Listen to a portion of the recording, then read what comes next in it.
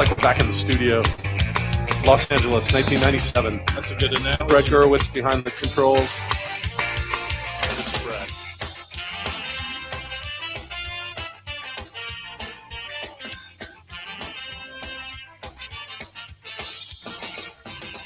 I don't need to tell the truth, but I never lie. I don't need to bow to you. You're just passing by. I never wanted to be the one you bitch and moan and come home to. But as long as you look good, I'll come back to you. Get inside my troubled mind with all of your threats. Sometimes I think I was blind. Not before we met. I never wanted to be the one that you depend on for your life. When you cry, it smells like soup. Sound like Shona knife. Never fear, but I said all night. I gotta ride. Each time I said all night. No, I just might. You make me stay all night. It's just that side of you tonight that makes me stay all night. I'm gonna stay all night. You're an evil little girl. I'm a twisted man, tearing through your perfect world. Make you understand. I never wanted to be the one you bitch and moan and come home to. But as long as you look good, I'll come back to you and do the things you do. Stay all night. I gotta ride. Each time I stay all night.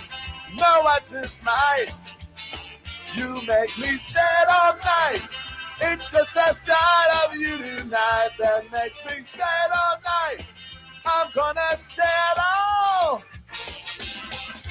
I would never treat you bad. You deserve the best from me. If you want to keep your place, you better get down on yours. Yeah, Todd wrote this one. Yeah. You think? This is not mine.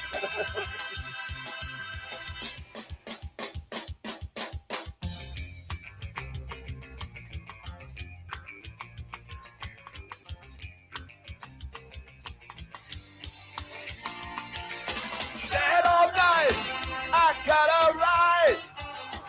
Each time I stayed all night, no, I just might. You make me stay all night. It's just that side of you tonight that makes me stay all night. I'm gonna stay all night. R.I.P. Todd. Text the round robin your questions, comments, wagers. Give us a reason.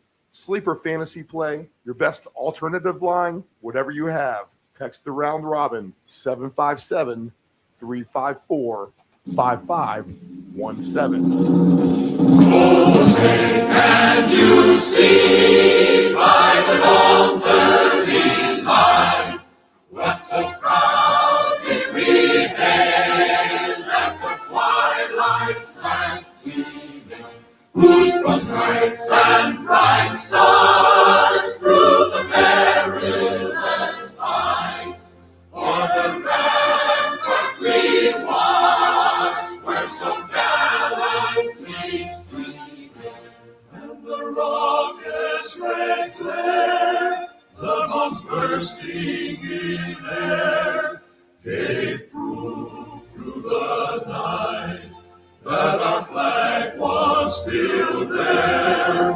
Oh, take us that star-spangled banner yet wave, for the land of the free and the home of the brave. This is the Deep End Broadcasting Network. You are tuned in to the Round Robin with Stephen Murray on Deep End Broadcasting.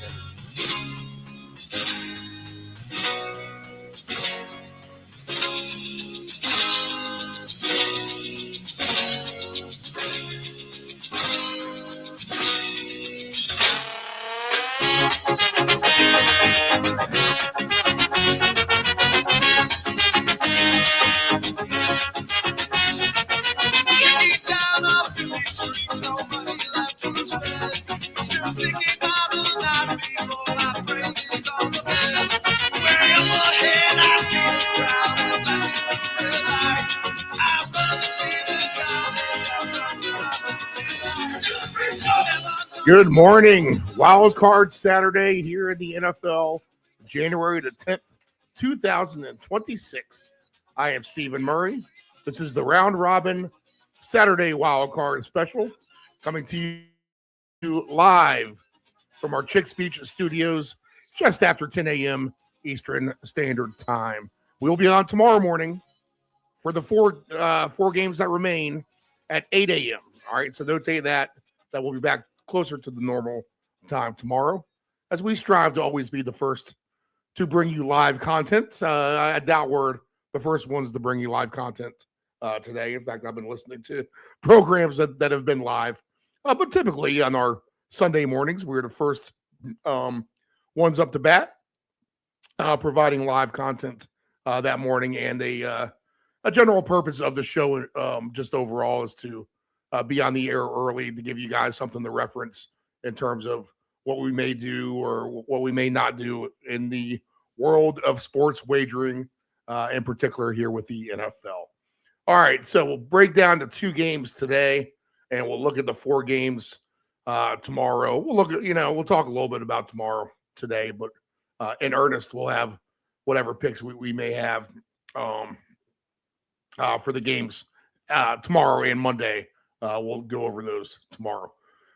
All right, but we do have the 2 games today, and we'll bring on Dave Grande, our man as always, on every show, the OG of fantasy football. Good article by him on Deadspin this week. We'll talk about that a little bit. We'll talk about some San Francisco Bay Area sports. We'll get caught up on that with his locale being the focus. And then we'll get into the playoff action for today. Interesting games for sure.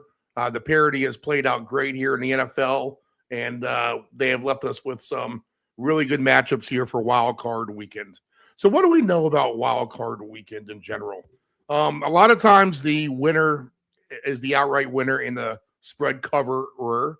So if you are worried about laying points, know that more often than not, even if you are the favorite, you cover the spread and win the game at the same time. So that's kind of the general rule. I mean, I think it's like 10% that a team doesn't, if the team doesn't win, that they actually cover the spread.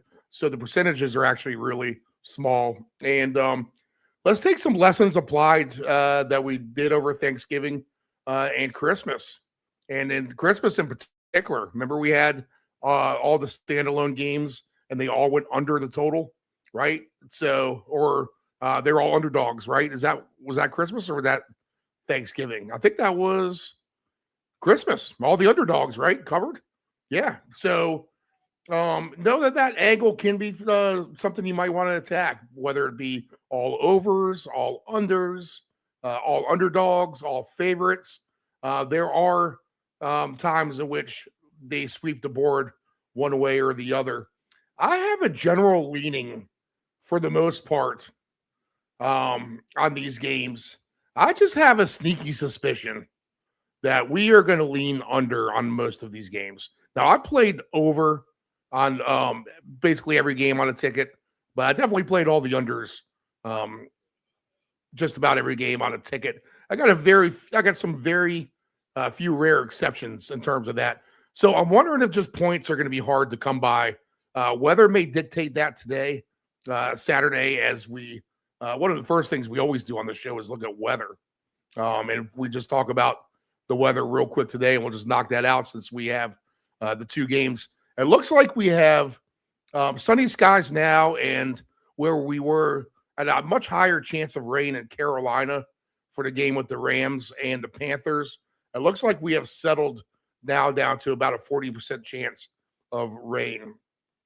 30% chance of rain or snow at Soldier Field. Cold weather game, but not super brutal. 33 degrees. Wind at both venues, really. 15 miles per hour at Bank of America Stadium. And we're looking at 15 to 20 mile per hour winds at Soldier Field. Okay, so take all of that for what it's worth. Weather-wise, not the worst forecast in the world.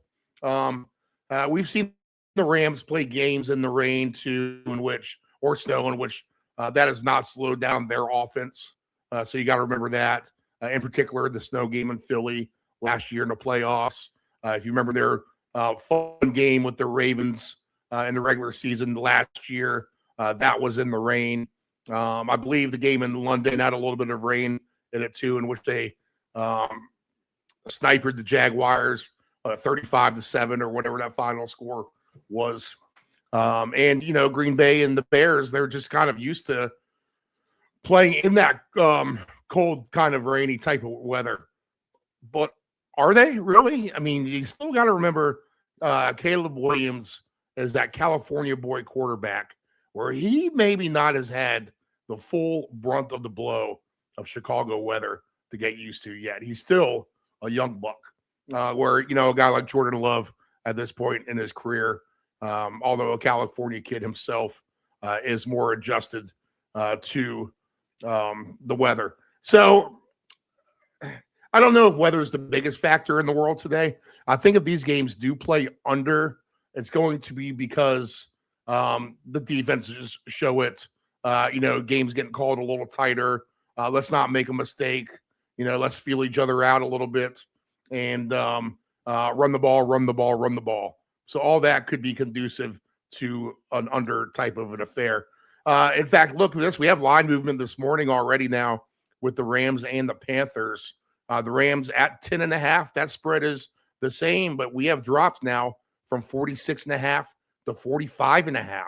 So money is coming in on the under here with the Rams and the Panthers at Green Bay and Chicago. This should be a system play, right? You have an away team who's the 7th seed, who is a favorite at the number 2 seed. How are the Bears not the favorite here? Winners of that division and the home team. I don't know. Green Bay is the favorite. 44.5 is the line there. Started higher earlier in the week and now has settled down to 44.5. And a lot of love for the over, I hear, in the last 24, 48 hours, even if there was bad weather. I'll tell you what. I like Green Bay -1.5. If you're telling me that this a road team is the favorite here over the home team, then something's fishy. So I'm going to go on the side of the favorite, and I think they are the popular opinion too, as well. So I'll be siding with the public a little bit on this one, which is not a side you want to be on. You want to be on the side of the sports book. I mean, there are some teams I have not heard any love from. I mean, no one likes the Bills. Everyone loves the Jaguars. I've heard everyone love the Chargers. Not much love for the Patriots. All right. And I can't say that everyone loves the Rams. I've heard plenty of support for Carolina, maybe even more support for Carolina than the Rams in some instances, which, again, it's never in the worst spot to be on the side of the sports book. Trust me on that. So if everyone's going to be loading up on Jacksonville, then what should we really do, right? We'll talk more about that game tomorrow for sure. But for today's sake and purposes, if you're going to tell me that the number 7 seed is a favorite on the road at the number 2 seed, give me the number 7 seed, laying the points. I'm not going to fall for that trap or perceived trap in which they're trying to sucker you into taking the higher seed, getting points here. I'll gladly take the Packers on the road and lay the 1.5. Now, we haven't seen the Packers' full complement of weapons since Thanksgiving on the field altogether. And we still kind of don't. We're missing Wicks. I still would like to see Dontavian Wicks out there. He's probably been a little bit more banged up than I've realized the last few weeks. He's done a disappearing act. And that might be because of longer sustained injury that he's been dealing with. And he is a scratch for today. But plenty of weapons for Jordan Love and company. And the back end of the Bears that I just don't quite, frankly, trust at all. So I think I definitely lean Packers, and I lean to the unders in both of these games today. I think the Rams cover as well. I'll be hard pressed to see Carolina score more than 17 today. In fact, if it's 28-17, that game still falls under the total. So give me the Rams laying the points, leaning with the under, and give me the Packers on the road laying the points, surprisingly. And I'll lean under in that game, but I would, if you're going to play the under, I think you need to play the first half. And I think you need to pump it up like I did on a ticket to 24.5 and lay more juice. So give yourself that extra room in case it's 14-10 at halftime. You'll still win that alternate under bet for the halftime. So those are the sides that I like. We'll get Bill Grande on here, and I'll go through this with nephew Dave as well to see what he likes. If I'm going to be leaning under, then props are going to be somewhat limited for the most part. But that being said, I mean, I do have 2 touchdown tickets scattered about on round robins. I do have some player props as well. Remember that these games matter, so quarterbacks more likely to take the game into their own hands via the run. So quarterback running yards are at a big price today. I think the same with running back receptions as well. I think a good chance for running backs to get their hands on the ball for sure. So I got some tickets for today scrolling on the screen. So go ahead and take a look at those when you get a shot. How about this for a special? The ticket on the screen right now. 125-1 odds for every team this weekend. All right, so 12 teams, each of them that have a rushing touchdown. It sounds so easy, doesn't it? Doesn't everyone get at least one touchdown? And more likely it's a rushing touchdown than a receiving touchdown. Well, 125-1 odds if every team can get a rushing touchdown this weekend. All right, so there's plenty to like. I've got a couple no sweat tokens out there as well.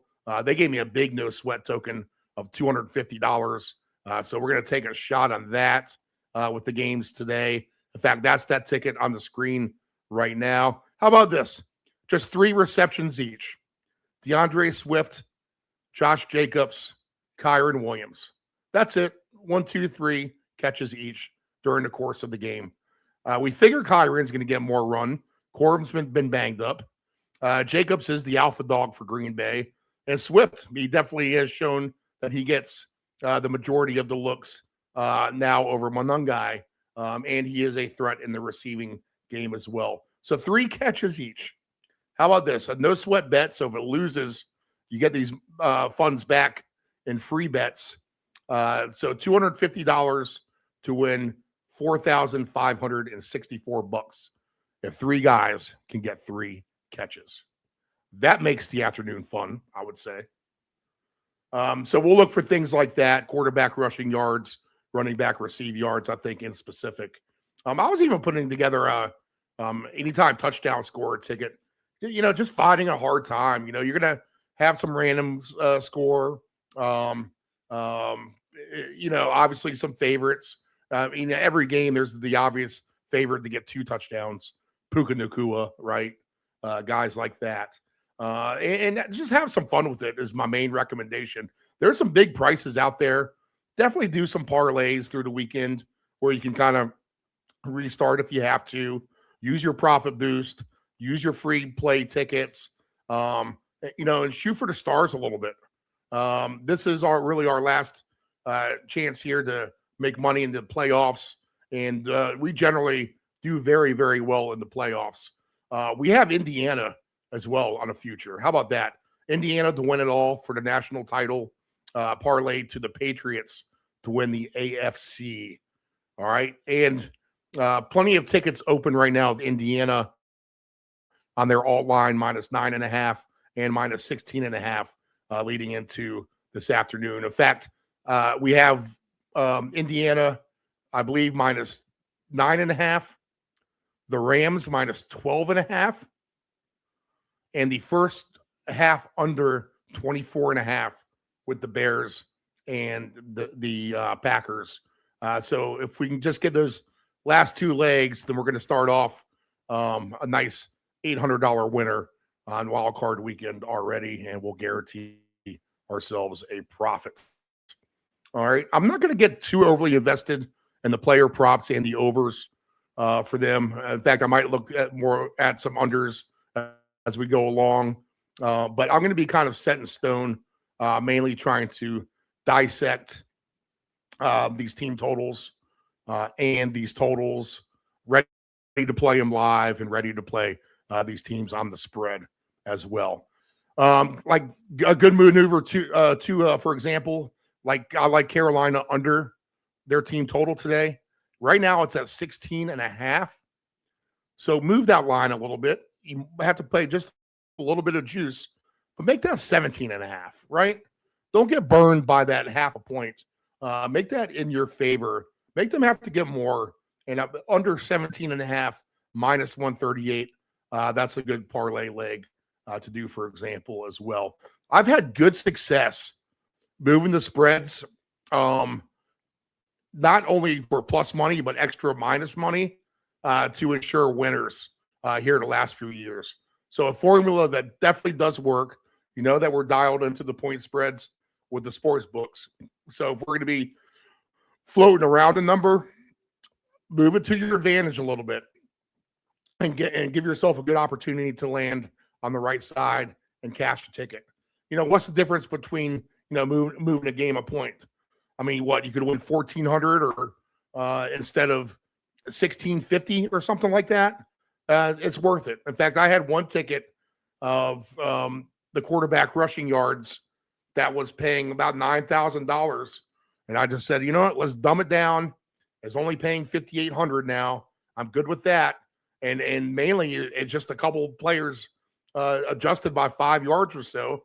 But I rather win that than get burned missing by 2 or 3 yards, which was the case on Sunday night as well, with Mark Andrews falling just short on his receiving prop for the Ravens when they played the Steelers. In fact, he had it, but they threw a penalty against him and kind of screwed him at the end of the day. All right. So we do have line movement again. The over-under this morning down from 46.5 to 45.5. All right. So we'll have these tickets rotating up on the screen all morning. It's 10:24 right now. I'll be back with Nephew Dave in about 1 hour. And what we'll do now is we'll pull up our man from Castro Valley, California. He covers the Golden State Warriors. Need to get an update on those guys.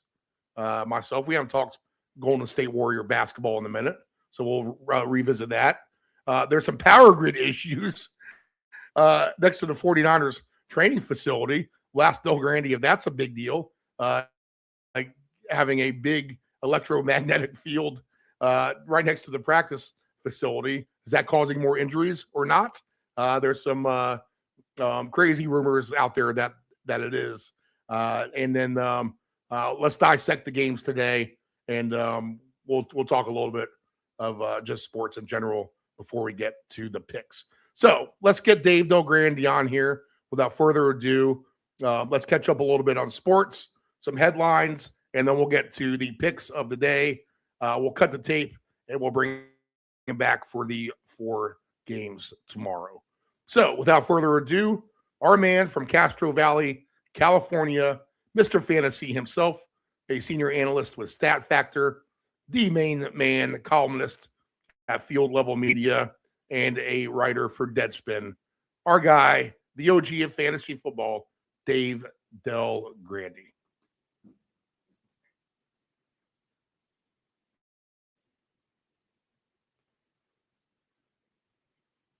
All right, Dave, happy Wild Card Weekend. But first things first, as usual in the NFL, we have plenty of firings. We're going to have a lot of new turnover. Are there any firings that actually surprised you overall? No.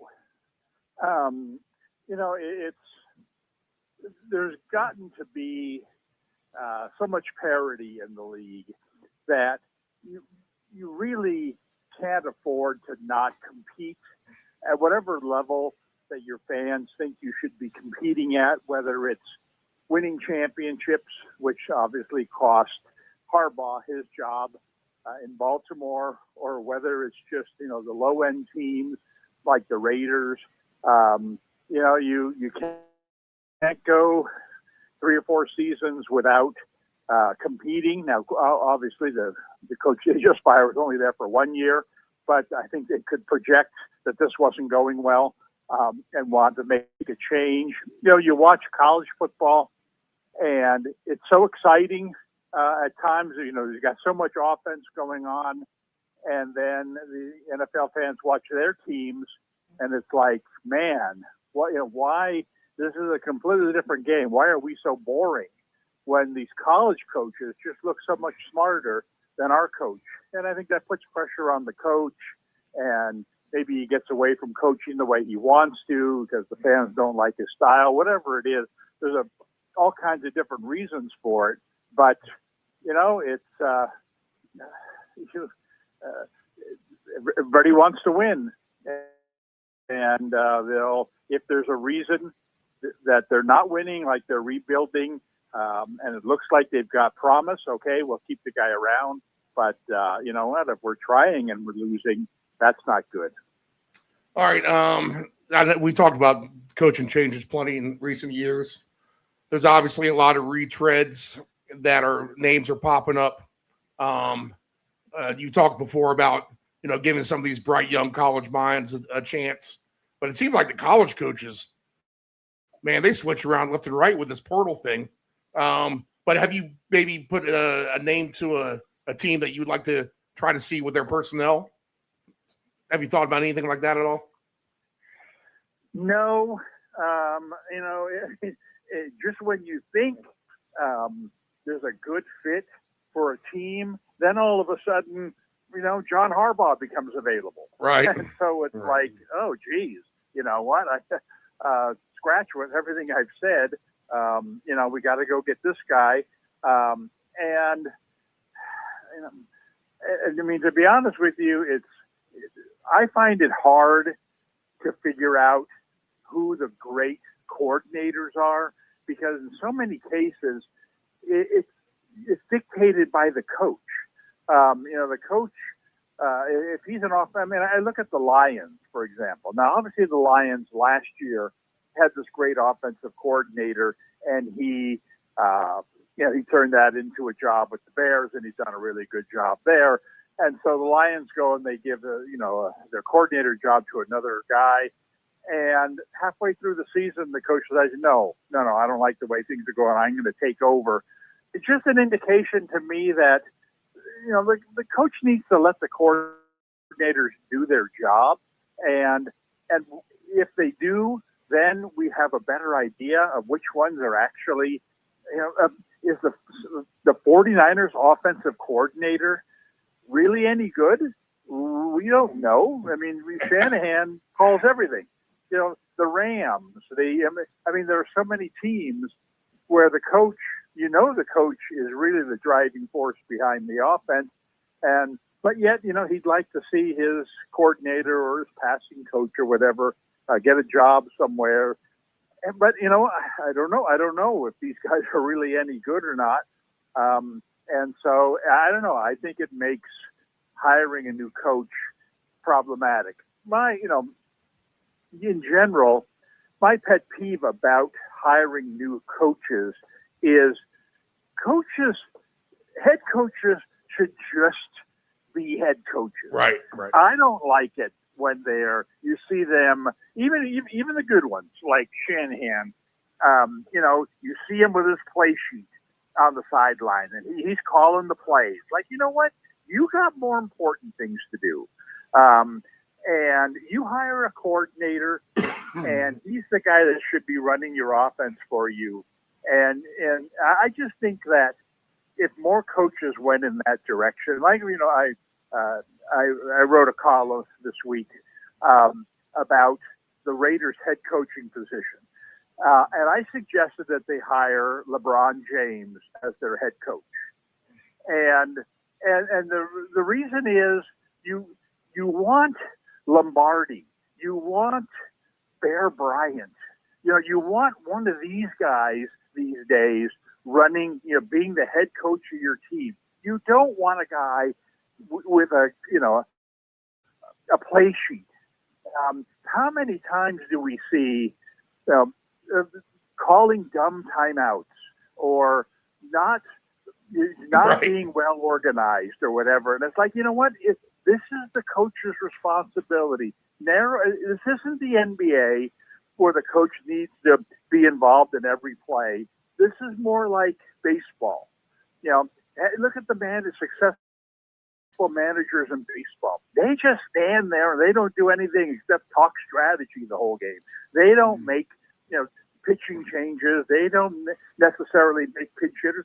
They'll talk to the pitching coach. They hardly make the lineup anymore. The guys upstairs are making the lineup. Yep.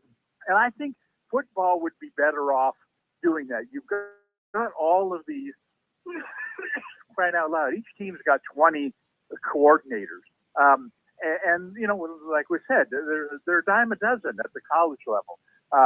Let these guys do the coaching. Now, oversee everything and, go to the meetings and discuss the general strategy, et cetera, talk about the roster with them, whatever. But when it comes to the game, I want the coach to be a guy standing on the sideline and, as an authoritative figure, more so than a guy who's going to call the next play. And so I'd like to see teams go more in that direction. Don't hire the best coordinator. Don't hire Cliff Kingsbury as your head coach when he'd be a great offensive coordinator for you. And that would allow you not to have to worry about your offense. Now you could worry about the other things. I'd like to see more coaches head in that direction, more teams head in that direction with their head coaches. Do you know who kind of does that already? There's one, and people say athlete or not, but there's one person who does it out there, and that's in NASCAR with Denny Hamlin. He races for a team, yet he owns another team with Michael Jordan. And it's almost like he cares more about that team than he does his own racing in a way, which makes for a phenomenal dynamic, though, if you actually follow the sport. So that article available on Deadspin, by the way. I saw that myself for Dave Grande. Yeah, I like the Steelers model. This is what I would like. You know who the next head coach for them is. Did I tell you this? It makes sense. No. Oh, really? All right, here's my theory. That job, because of their longevity and the fact that they've only had 3 coaches since 1968, and there's not many parallel or better moves when it comes to Notre Dame.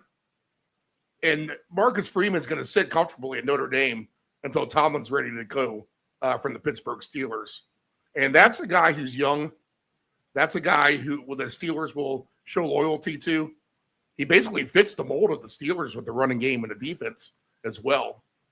It's right in the comfort zone of that area. And I think that is a lateral move or better.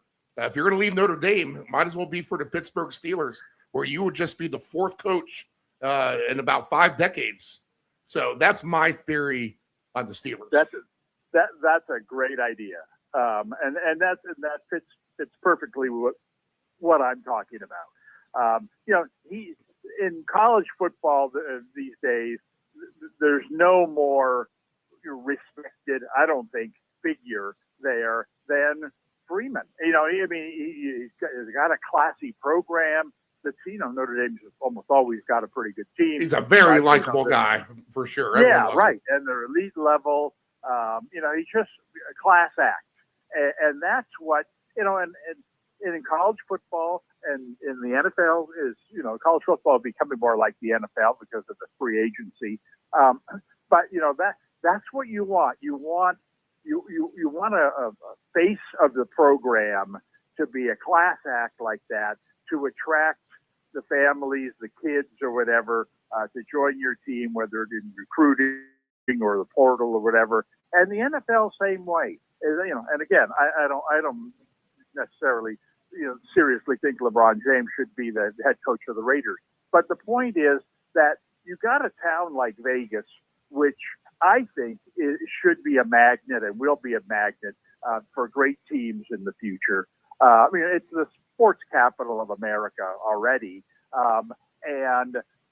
So it's an area where I think players are going to want to go play.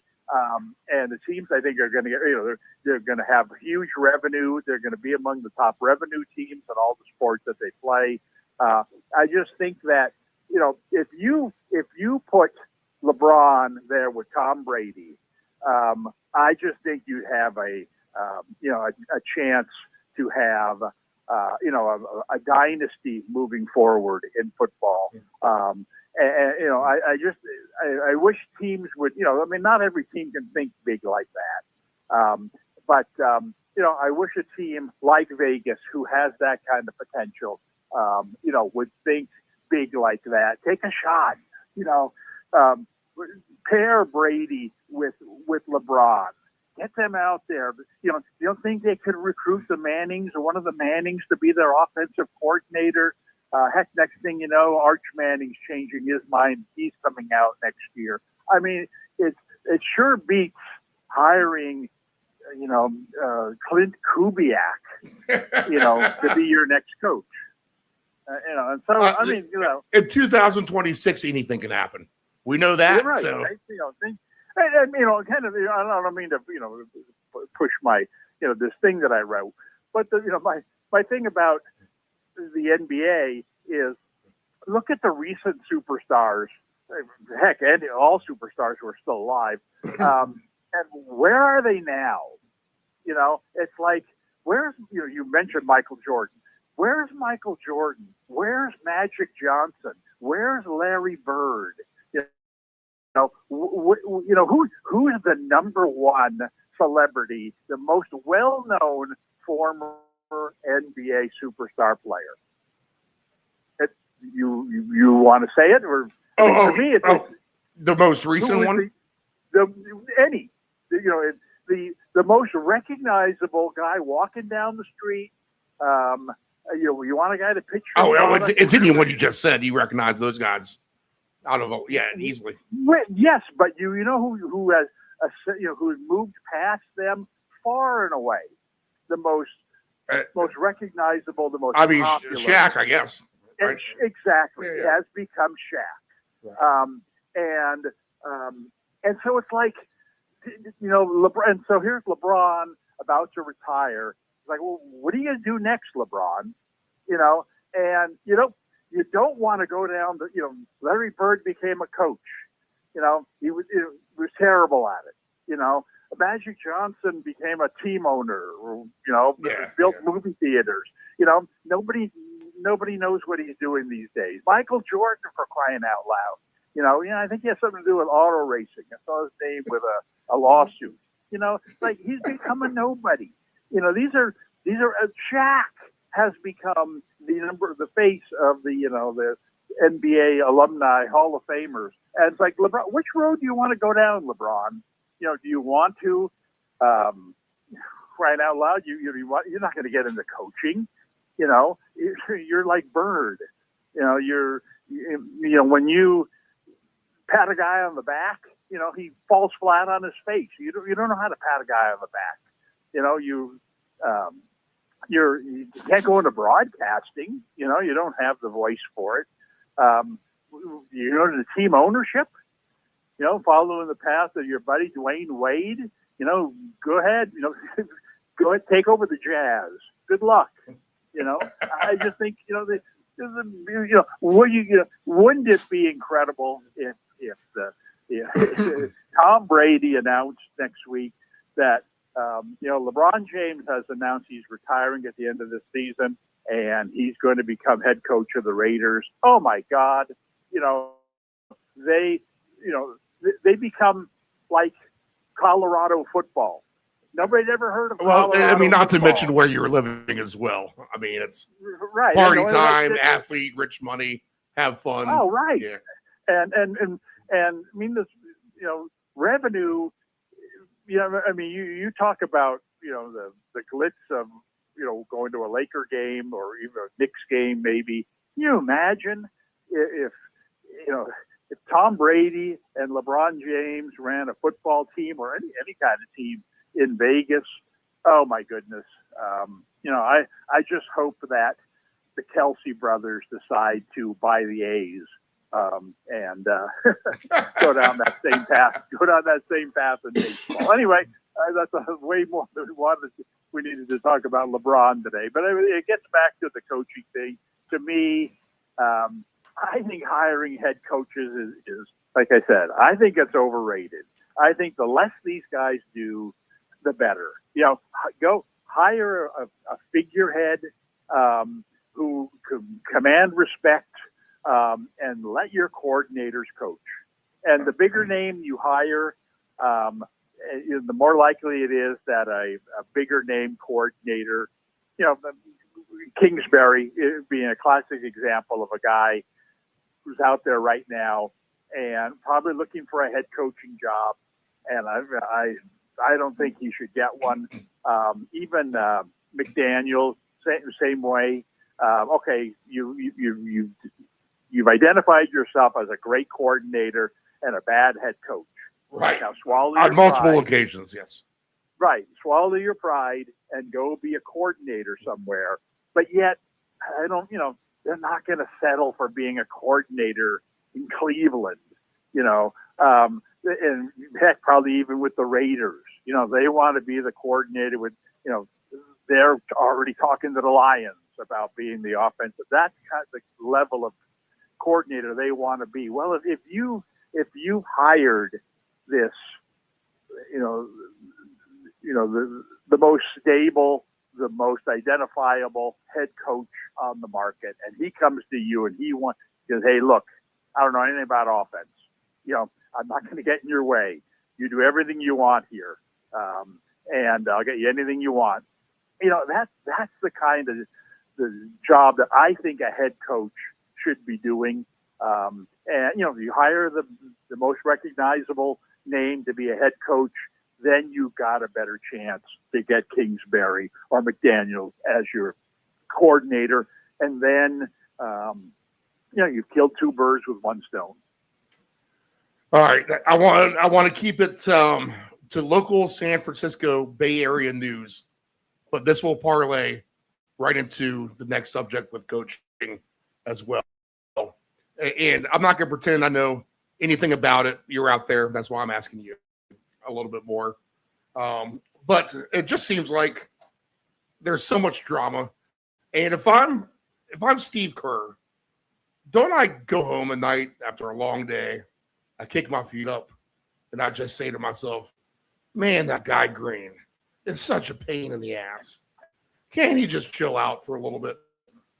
I mean, that act that you feel like is just, if it hasn't worn itself thin many years ago, it just seems very thin now. But this is for me being completely on the outside looking in, paying no attention to what the Warriors are doing right now. But man, he seems like a pain in the butt. Still, after all these years. So, thoughts there?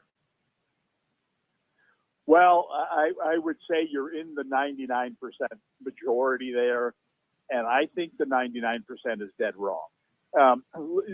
What you don't understand about Green, especially on this team, is if they didn't have him, right, they'd be the worst defensive team in NBA history. He is an incredible defensive force, especially for an undersized guy. They just played Milwaukee 2 nights ago, and he's the guy guarding Giannis. Now, Giannis has got 5 inches on him, or probably 25 pounds on him.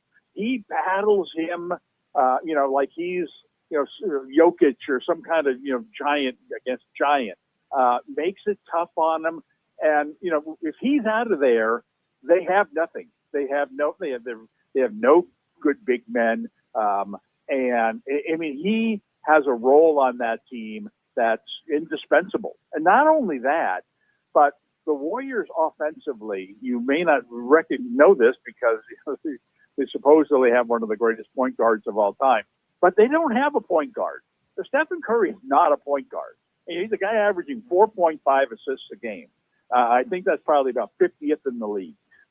He's not a guy who bring the ball up, guard the other team's point guard. None of that. He, especially this year, they have him coming around screens and having him play off the ball, trying to take some of the pressure off of him. And so, well, who's the guy that's distributing the ball? Well, that's Green. He's the guy standing out at the top of the key. Yes, he's got a lot of turnovers, but that's because Kerr runs this back screening, back cutting Princeton type of offense where, most guys won't throw the same passes that Green is throwing to try to get this offense going. And, it's like a quarterback who keeps throwing the ball into coverage. It's like when he completes them, man, they go for a touchdown. But when he throws some, the other half, they're intercepted and they're going the other way. And so that, that makes you a terrible quarterback. Well, it would be if you looked at our alternative. We don't have another quarterback. And so I think Green, you take him off their defense, he'd be terrible. You take him out of their offense, they'd go way downhill. I think that, it's very easy to see that this guy's way out of control. And, the technical fouls and, the arguing with the coaches and what have you. But it's just one of those guys where, like having Barry Bonds on your baseball team. You don't like him. You're just going to put up with it. Okay. You take him off the team and, you're going 10 years without winning, sniffing another championship. So I just think that, I just think he's vastly, underappreciated. All right. You don't have to spend too much time on this. And I'm just asking you because I don't know. But what's really the peak for that team? First round playoff loss, win. It all comes down, the Kuminga thing, hangs over their head. They January 15th is, because he was a free agent in the off season. I think the date for free agents who signed in the off season, they can't be traded until January 15th. And so at least I know that's his date. And so they'd like to get rid of him. They hope to get something in return for him. But, they can't do it until the 15th. The question is, what are they going to get? Because they need something. Would they go for like a LaMelo Ball? LaMelo Ball, I think, would be way more expensive than that.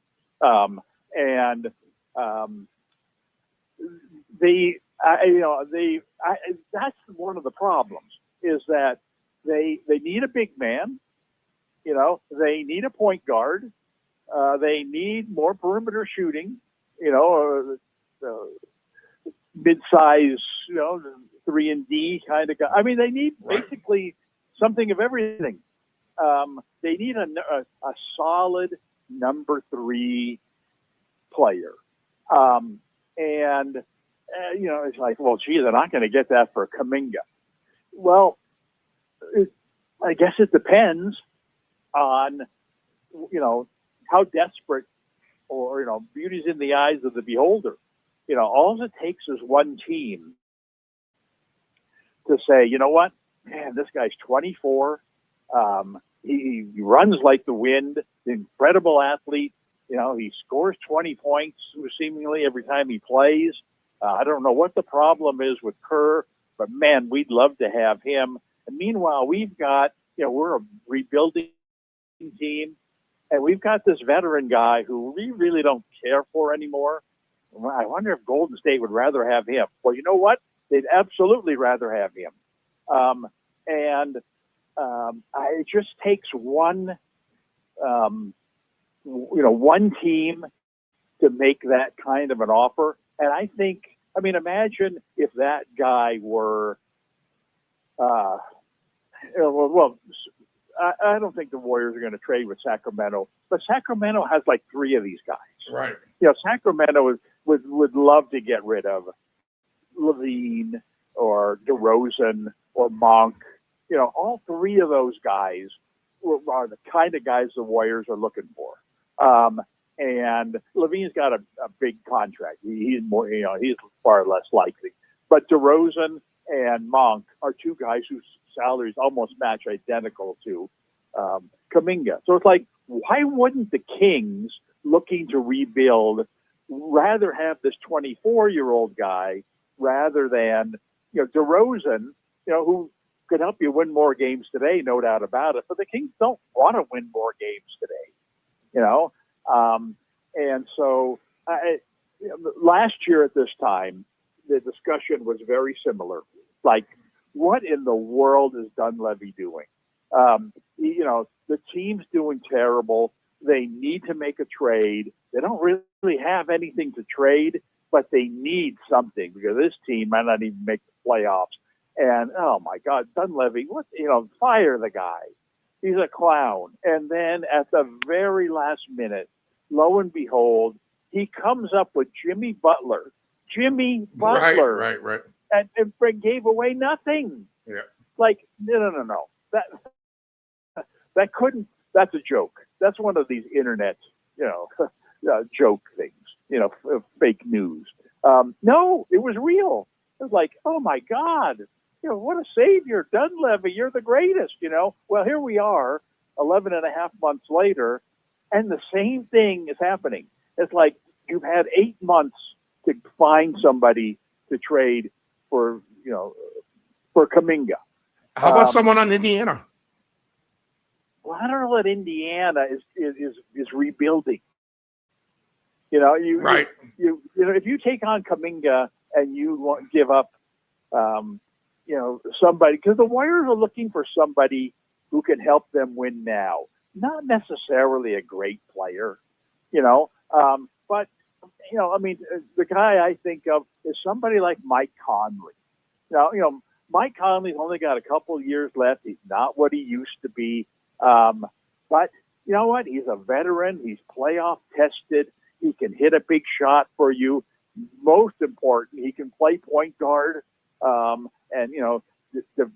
get the tougher defensive assignments away from Curry. It's that, Minnesota's not even playing him that much anymore. I don't know. I mean, I would think the Warriors would make that trade. I would hope Minnesota would make that kind of trade. It's what's interesting about this whole situation is, like I said, they can't make a trade till the 15th.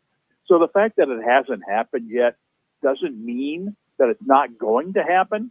If this were baseball and Kuminga had sat out, which he has 10 straight games now, okay, you would say, well, they made a trade and the one team has told the other team, pull the guy out. Like you see this with the minor leaguers. Right. All of a sudden, the guy gets pulled out of the lineup. But why did they get pulled out? Well, good news. You've been traded to the Yankees. It's like, oh, so that's what's happened. They've agreed to a trade with somebody, and that team has said, all right, don't play him anymore. I don't want him he gets hurt, the deal's off. Otherwise, you got a deal. I mean, it's almost like, you know what? Is it possible that this is what's happened? That they found this trade partner and they're just waiting for the 15th? I mean, there's no indication that that's the case, but it's possible.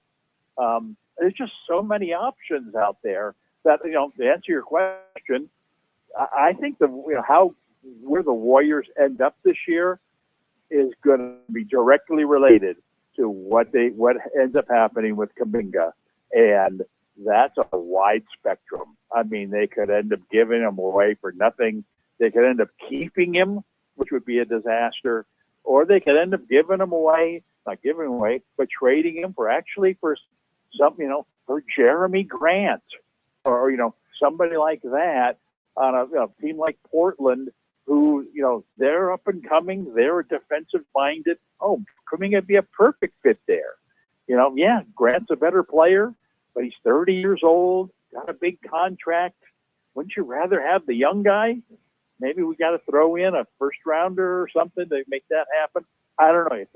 I just think there are so many options for the Warriors out there. And like I said, it just takes one team to say, you know what, we really like this Kuminga guy, and we got this veteran player that we don't really care for anymore. So yeah, we got a deal, and that would vault the Warriors up into contention for like Western Conference semifinals or something. I mean, it wouldn't put them in the same ballpark yet with Oklahoma City and Denver, maybe even Houston. You know, God knows what the Lakers are going to be like by that point. But you know, it would make them a player again. All right, let's keep it local. I saw Cal played UVA in basketball. We don't have to talk much about that, but we see that ACC basketball is still strong. Man, that's a lot of travel for these kids, right? I guess it's fun though. Yeah, I think, you know, I mean, you know, if I were a college basketball player, kid, 18, 19 who cares? Yeah. Kid, I mean, yeah, when I was 18 years old, and, you know, I was, you know, I'm from a family that we took vacations every year, but it was always to go to Disneyland or whatever. I think the only time I'd been outside the state of California when I was 18 or 19 years old was, you know, a trip to Lake Tahoe, which, you know, half of it's in California, half of it's in Nevada. Right. I'm in Nevada now. How exciting, you know? So, and I remember when I was in college, you know, we took a couple of trips to go watch Cal play football. I think after, you know, Cal had a really good team in 1975. Was my freshman year of college, and we went to watch them play. They opened the season at Tennessee, and me and one of my buddies was from Washington D.C., and so we went and visited him. We drove down to watch the Cal game. Oh man, what a great experience! And I, you know, I can imagine if I were on the basketball team or on the football team, and oh yeah, we're playing Tennessee this year. Oh yeah, we're making a trip to Michigan. Oh, I just, you know, I say the more, bring them all on, the more the merrier. Yeah, actually, I have been tuning into college basketball, and we're not going to get into it, but I've enjoyed it. It's been very entertaining so far. I mean, have you watched any at all, or you been focused on the NBA stuff? Yeah, I do cover some. Yeah. You know, I mean, Cal is your classic. Here's your poster child for the current state of college basketball. Mark Madsen, you know, the former Laker, former Stanford guy. Yeah, the Mad Dog. Comes in, comes in 3 years ago, takes over a program that went 3-25. Right. Gets rid of everybody, brings in a bunch of guys out of the portal. You can only go up. That's a great scenario position to be in. And they, you know, that first year they won 13 games or something. Okay, hey, this is exciting. We're a much better team. Well, I like this coach. Problem is, the following year he did the same thing. You know, these rental guys that he brought in were 1 year rentals, and he got rid of them all. I mean, literally got rid of them all. And next year he brought in, all new players, and similar talent-wise to the guys the year before. But Cal fans, we'd never heard of any of these guys. We liked it last year because we were winning all these games. But man, I wish we kept some of these guys. I kind of liked them. Well, these new guys came in and they did even better. They won like 15 games. They actually had a good freshman guy last year. They had a Stojakovic. They transferred in from Stanford. They actually not only had these new guys, but they had a future. And lo and behold, guess what? This year, they're all gone. And I think there are 3 guys from last year's roster who have returned. None of them are starting. And now, they have the easiest schedule in the world this year. They start out like 11-1 or something. They got Pippen's son playing now. They've got a couple of these other guys. Wow, these guys are all – this is kind of fun. Like you said, if you're just a casual fan, watching Cal play basketball can be kind of fun. That Virginia game certainly wasn't. Right. Well, Virginia makes every game boring. That's for sure. They had a great game against Notre Dame here last week. The one, I don't know if you saw the highlights of when the Notre Dame coach Yes, chased I the did. referee off the floor. Yep. And that was a real exciting win for them. Again, they've got 5 or 6 players who are all good players and fun to watch. And like I said, if you're a casual fan, that's great. But if you're a Cal fan, it's like, oh man, this is the 3rd year in a row. I don't even know who these guys are. And you know what? I really don't care because they ain't going to be here next year anyway. And so that's to me what ruins college basketball. And I think it's good for the casual fan because it's an exciting game, but it's bad for the fans of a team, the alumni, whatever you want to call us, who like to sink our teeth into a team and follow them for a couple of years. And it's just, like I said, literally, the last 3 years, Cal hasn't returned one starter, and not because they were seniors. And it's just, I don't know what this is. This is just turning off a lot of people. I'll go into my coaching since you brought up Matson, and I'll just tell you a quick story about buying low and ending up high, like he did with his 3-25 Cal Bears. When playing rugby in my career, I got into some coaching as well. Coached the men's club here at Virginia Beach, and the Old Dominion women's team, who normally would probably look for, the senior women's team locally to Norfolk for guidance to coach them, or maybe even the men's team, the Blues, who are a really, really good Division I men's rugby side, who have played nationally and for national titles. The common step for the Old Dominion women would be to find their coach, from that pool of personnel. Well, they thought outside the box a little bit and went to Virginia Beach and somehow chose me and asked me to be their head coach. They were 16th out of 16 in their division at the time. So they were the worst team in that conference, is what I should say. Included in that conference is, like American University, George Washington, like Towson, teams like that, in the Maryland, Virginia, DC area. So Old Dominion, worst team in the conference. I'll take them over. Spring, I want to say it is like 2017, so not too terribly long ago. Within the last decade, about a decade ago. And then we basically took our lumps for the fall competitive, division to see who goes on to the playoffs or whatever. Took our lumps, took our blows then, worked hard, kind of came up with a really good game plan, basically overall, and just, got the girls to basically learn it. Got some good assistant coaching as well. And we kind of started to turn the corner the next spring. So in the third semester after I took over, you could kind of see it start to come. Like, all right, it's starting to click. We're starting to get it. Maybe we just add a few more pieces and we'll be good. Sure enough, when we get back for the fall, we have all kinds of girls with experience now. And now we've got some new players, and they got some speed and ability. And I was like, all right, this might be the game changer here. Sure enough, we did very, very well. I think we went 4-1 in our division, and ended up with a couple of conference wins as well, and ended up in the Final Four of the playoffs. Only to lose in that semifinal after leading at halftime. Only to lose mainly because of injuries on our end. But it's kind of cool watching the last place team go all the way up to the Final Four. From my perspective. Nice. Yeah, I had a good game plan.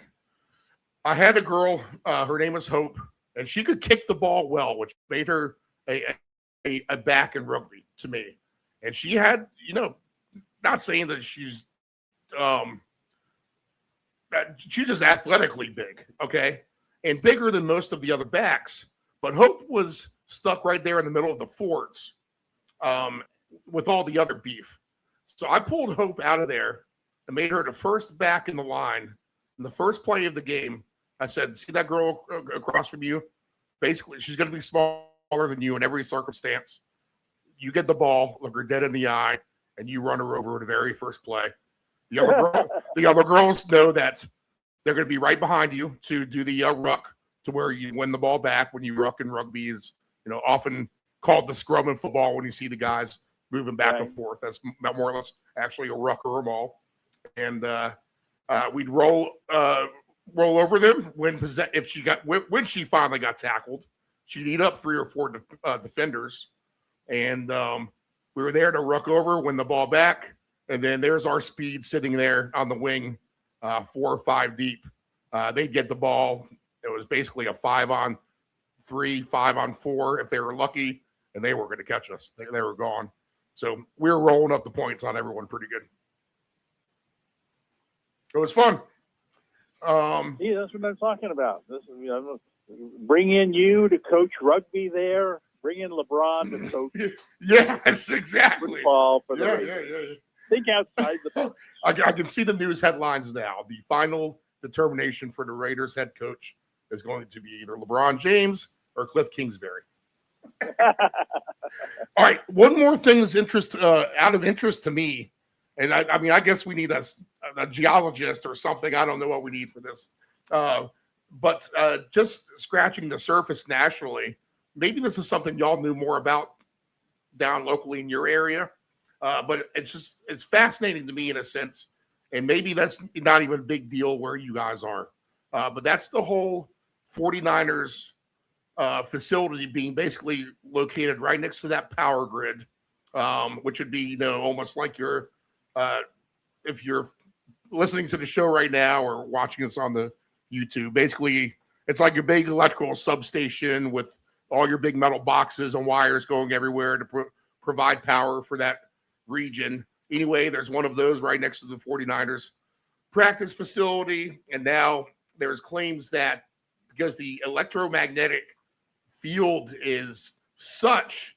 that it's actually influencing some of these cartilage injuries and weakening parts of the body to where these injuries are occurring more often, and the 49ers are hurt a lot.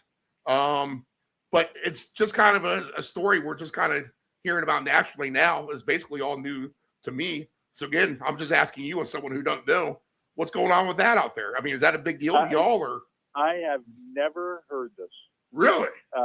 And so, is it a big deal out here? No, I guess not. I'm not your, I'm from the newspaper industry, and unfortunately that's kind of died out. So I'm kind of like anybody else across the country. I get my news off of ESPN, online or through Facebook or something, and it's hard to weed out the facts from the non-facts. This to me sounds like fake news. Apparently, some guy walked around with a meter and got exceptionally high ratings, like off the charts. I have not seen that. I do get a morning briefing type of thing or whatever it's called from the San Jose Mercury News, which is one of the 2 big papers now in our area. And I look at it every day. I don't read any of these stories, but I just look at the headlines, read the 1 paragraph summary, move on to the next story. And I'm telling you, I have not read one thing about this. Okay. Google on your phone when we're done, maybe. All right, let's get to the games. We'll do the 2 games for Saturday, and we'll do we'll cut the tape, and we'll do the 4 games for Sunday. To me, honestly, it looks easy to me.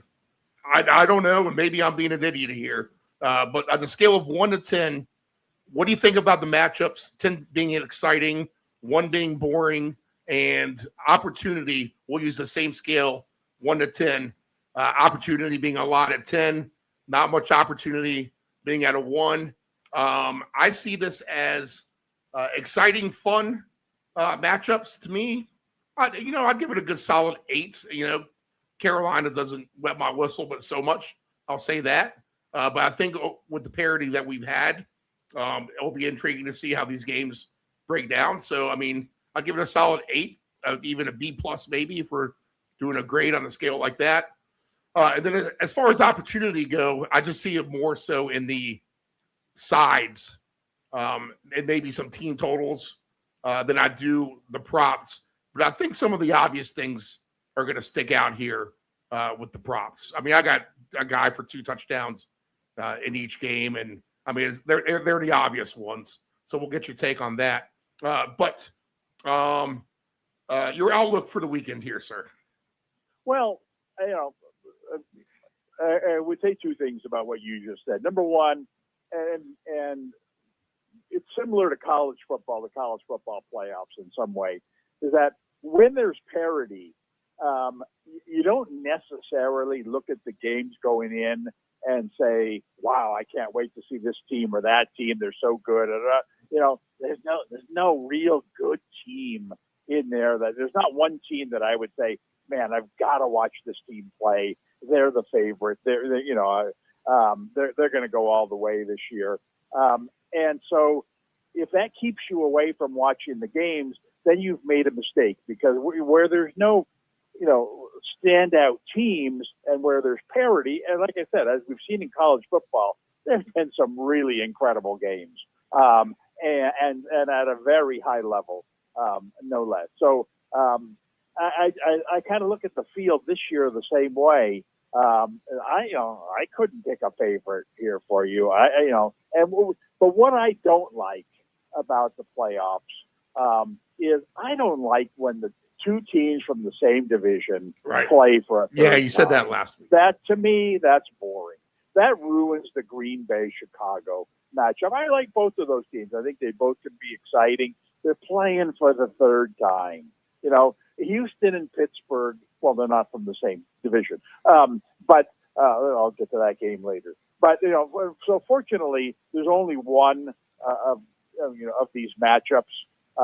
But I just wish that Green Bay were playing San Francisco, Chicago were playing the Rams. It's just been there, done that with the Green Bay Chicago thing. Right. Okay. Let's see. Do you see a lot of opportunity here? No. Okay. All right. I think the games, Mr. Conservative coming up, right? I think the games are going to be close. Okay. I think they're going to be defensive minded. I'm looking for the highest scoring game on the board here. I thought we don't want to talk about this game quite yet, but I thought going in, the obvious choice for that would be Buffalo and Jacksonville, but I just don't trust I don't trust them to get over that big number. I don't either. We can talk about that a little bit. And I just think Buffalo, playoff tested. Buffalo's going to show up. Buffalo's going to be tough to beat in this kind of matchup. And so I don't know. I don't see. I guess the Rams in Carolina. They played a high scoring game this year, 31-28. The Rams, I think, they're not playing their best football right now, especially defensively. Carolina's been tough at home, but oh man, do you really think Carolina's going to score 24 points in this game, in a playoff game, with the young quarterback? Man, I don't. I just have a bad feeling about that. So I don't know. I think points are going to be tough to come by, all the way up and down the line. Yeah, there's a couple. I see a couple of good situations, but overall, let's not, college football playoffs, high scoring, NFL playoffs. All right, we'll get to the Bills after we cut the tape. But I'll say this. I've never heard so much love for Jacksonville in my life as I have this week. I have not heard one person sticking up for the Buffalo Bills until you just did right now, Dave Grande. So that makes me more confident in my play of the Bills against the Jaguars. We'll talk about that on the next show. All right, first game on the board for us. Because I think there definitely is opportunity. I think it comes in the obvious forms and in low-scoring more affairs. I agree with you overall. Rams and Panthers, 10.5, 46.5. And we do have precipitation for this on the East Coast in Charlotte. Now, it's not going to be cold, so that's one good thing. We've seen the Rams in some less than ideal conditions before. I mean, we saw them in that rainy game at Baltimore where it was kind of sloppy, and that was a cold weather game, and they were still able to put up a ton of points against the Ravens last season in that game. Let's see. They did fall on their face against Carolina before, but if you look at the yardage from that game, the Rams were definitely the better team. Stafford turned the ball over. You got to imagine he's not going to turn the ball over again, and I make that a duplicate situation. You mentioned the quarterback, and we've said it plenty of times in this show. I mean, once you get into the playoffs, you might have to learn a lesson or two before you move on. I don't think anyone's convinced that Carolina is some sort of a super team. They did have to, at the end of the day, back into the playoffs themselves. We've seen it from Bryce Young a little bit, but, man, he falls into that category of, it's not going to go right a lot of times just because this guy is so short. The distinct mismatch, and if you look at the true analytics about it, it comes in the trenches. The D-line and the O-line for the Rams is going to be much more dominant than their counterparts in this game. And that showed the last time out in the yardage discrepancy. So I expect that to be the case with a playoff tested Rams team here. And I don't doubt that Carolina, even in the weather against Tampa Bay and their poor defense, they didn't have an easy time. Did they move the ball a little bit? Yes. But what did they get at the end of the day? 14 points. So I don't doubt that they go under their team total here, and we'll stick with that under motif that you just kind of mentioned. Their team total for Carolina is at 16.5. I might actually even, and I'm going to do this. This has been something that's been very successful for me in recent playoff years. And sometimes just moving these lines a little bit and paying just a little extra juice. So I wouldn't mind moving that 16.5 to 17.5 at minus 132. I think that's plenty of net for me to keep Carolina under their team total. It just depends upon how much the Rams are clicking at that point. They get back to Devontae Adams, but he's still hurt. Probably a little bit, maybe. We don't know that. He could come out and have 2 touchdowns. So the obvious play is to Puka Nacua, right? Because he's, as good as it gets in the NFL here. So if I'm going to do a 2-touchdown ticket of players from each game, then I think Puka has to be the default number one. But I wouldn't doubt that on a kind of under the radar type of ticket that you won't see someone like a Higbee at plus 230 get a touchdown. That sounds like since Higbee's back, 230 is a great number for him to score. Or even this kid Mumfield at 9-1, is pretty good. He's at least getting some targets of Adams. Even if they get a lead and they get Adams out there a little bit, someone like Mumfield could benefit at a 9-1. So I think there's a decent opportunity here on the Rams. They probably cover this number. I don't doubt it. They're just going to be in a scenario where they just outclass Carolina. And you know what? If Carolina ain't scoring, then the Rams could do what they do at times, and that's pull the plug here in the second half. You got to wonder how healthy Corum is, but even his 42.5 yards seems semi-attractive. Probably the safe bet maybe is just taking Kyron for his 65.5 as well. But I think either way you dice it for the Rams, you're going to dominate time of possession, move the ball, and Carolina will just be limited in what they can do. And, I don't think the weather matters as much for the Rams, ironically enough, as it probably does for Carolina. So give me the Rams, and this game somehow stays under the total, and they cover the spread. So your thoughts? I like your idea of moving that line from 16.5 to 17.5. I think that's well worth the price you pay, because that's right about where I would expect Carolina to end up. I don't know. I just don't think the Rams are playing good football down the stretch, and especially defensively. They're yes, Seattle just went in there and beat Carolina in a very low-scoring game. Carolina kind of hung in there. Carolina's been a good home team all year. I think they're better defensively than the Rams by far across the board. Now, they're far weaker offensively, and that's the problem. I don't think they have the weapons to take advantage of the Rams' defense. The Rams have been bad against the pass, but I don't trust the young Carolina quarterback. And the last time they played, Carolina ran the ball 35 times.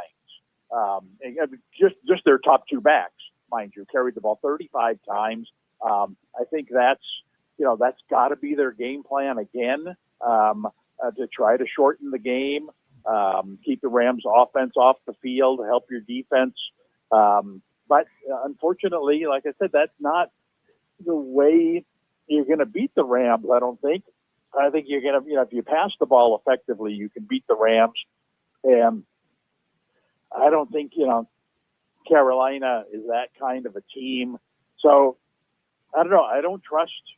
I think the number is exceptionally high for given how the Rams have been playing down the stretch, and how Carolina tends to play at home. And so, I don't know. I mean, I have no, I mean, you're right. What's the default then? Well, Puka's going to score a touchdown. He always does. But like you said, having Adams back kind of, takes a little air out of that balloon too, because he steals some of those short touchdown passes. So I think it's going to be a relatively close game, a low-scoring game, a 20-17 kind of game, and so I'm with you. I bumped that number from 16.5 to 17.5, and and hope for the best. Hope that Carolina can stay in there like they did against Seattle, and just keep the score down. All right, Dave Grande's best play then under 17.5. Yeah, for this game, that's what I do think. And again, I think that if Carolina is going to be successful in this game, then Young is going to have to do something. He ran the ball 9 times, season high 9 times in that Seattle game. I think that a conservative approach where they're going to run the ball a lot and not throw the ball away to the other team, just tuck it under and run with the ball. I take a shot with Young getting to his rushing total. 18.5 for that. So that makes that'll be my individual play of the game. Okay. All right, one prop, one side. I like it. That's all we need to make money. Find one from each one. Okay, the next game on the board. Now, this would technically be a system play because the number 7 seed is on the road as a favorite at the home team, who's the number 2 seed, the Bears. So the Packers are -1.5, 44.5.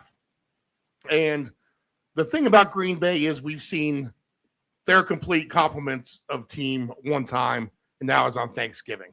This should provide the second, the second real chance here, now that we have Love back, that we're going to have everyone show up for the same gig here for just basically the second time this season. I think that a team who's been in the playoffs here the last couple of years, again, I think you got to give them kind of the head on. You got to give them the nod here over the inexperienced team with the Bears. Now, it looks like we won't have the rain, but we still have some good wins. That obviously messes up with the passing game somewhat. And, I mean, the Bears have done nothing but, for the most part, be good to us. They've scored points. Just like you said, preseason, they've lived up to that hype. They won their division. They lost a couple times here late, which, obviously you find a little concerning just on their defensive side as well. We saw how the Lions were able to maybe expose these guys a little bit late. The Bears just aren't that great on the back end here. And if we're going to have all weapons go for Green Bay, then I think I like the matchups against the Bears secondary. So I'm going to agree with the fact that they are the favorite here. They are the team that's been in the playoffs before. And Chicago, as much of it's been a nice season, I won't be shocked if the Bears win, but I just don't think that they will. And I think Green Bay wins this game, mild mannered. It's not going to be in some sort of a super crazy blowout. I think Jacobs is if you're going to do a 2-touchdown type of guy, then, of the obvious, then Jacobs would be the dude I put on here on this ticket with Puka. And, who knows, a wide receiver. Is this a higher scoring game? I probably agree with you. Again, it probably isn't. It's probably a lower scoring game. They don't have Parsons, but still decent on defense. Weather, I think, it has to play a little bit of a factor. And, I don't doubt that Green Bay just wins this in a lower type of scoring game, something like, 21-13 or, 24-17 maybe. And if you want to stick with an under, then I would maybe look at the Bears here. Let's see what we got with them. The Bears total team points for this game is at 22.5. I think that stays under. So there we go. We're going to play some unders. I'll throw under 22.5 on this ticket. And give me Jacobs for a touchdown. All right. What do you got here? Well, Green Bay, to me, reminds me a little of the Rams. I mean, Green Bay, since they've lost Parsons, has not been a good defensive team. My concern is they're playing the same team for the third time in like 6 weeks.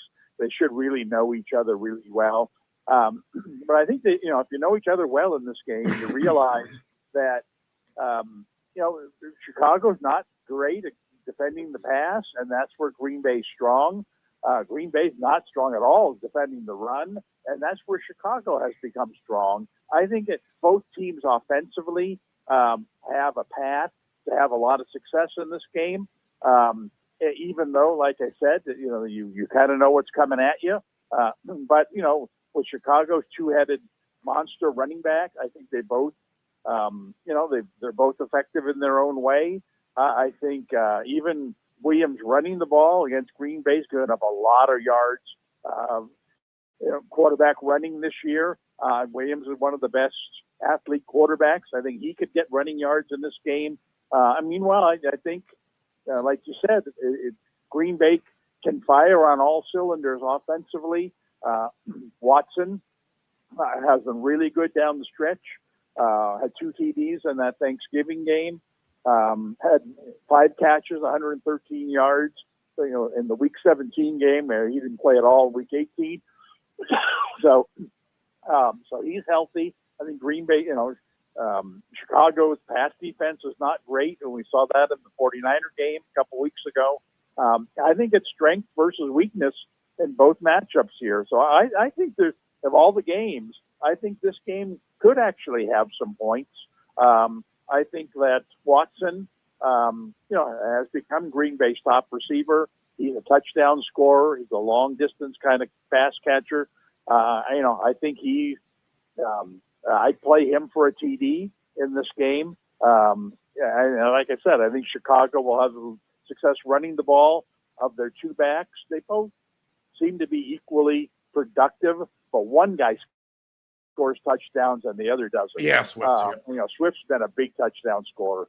And so, I look at Swift to be the most logical Chicago guy to score TDs. But, I think there's, this has got a chance to be a relatively high scoring game, especially if the weather cooperates at all. So give me Watson for a touchdown, give me Swift for a touchdown, and I'll root for points in this game. All right, Watson is plus 170, Swift is plus 155. Williams on his rushing is 21.5 for a baseline for him. And if I throw the two running backs in there, just to mention it, Monangai is 43.5. Swift is at 61.5. And all right, over the total perhaps. The weather scares me. The weather does scare me. But, yeah, I like, but you do have two teams that are used to bad weather. Yes. So that's, bad weather is going to affect everybody. I don't care how used to it is. But, at least these guys know, depending upon what the temperature is, depending upon, how wet it is, snow, whatever, they know what size cleats to wear. They know what size, which gloves to wear. They know how much Under Armour they need to put on. So it's not like the Rams, if they went to this situation, they're like, oh, gee, did we wear the long cleats or the short ones? I didn't, I brought the wrong glove, So these guys will be ready as you can be for weather. So, I do like the 33 degrees. It's not the worst. Yeah, right. And I do like all three of the numbers you put out there. Nice plus numbers on Watson and Swift for touchdowns, and a very reasonable two nice runs for Williams to get over his rushing total. So I like all three of those. Okay. All right. There we go. All right. Dave Grande, we'll get part 2 of him tomorrow on the Sunday program.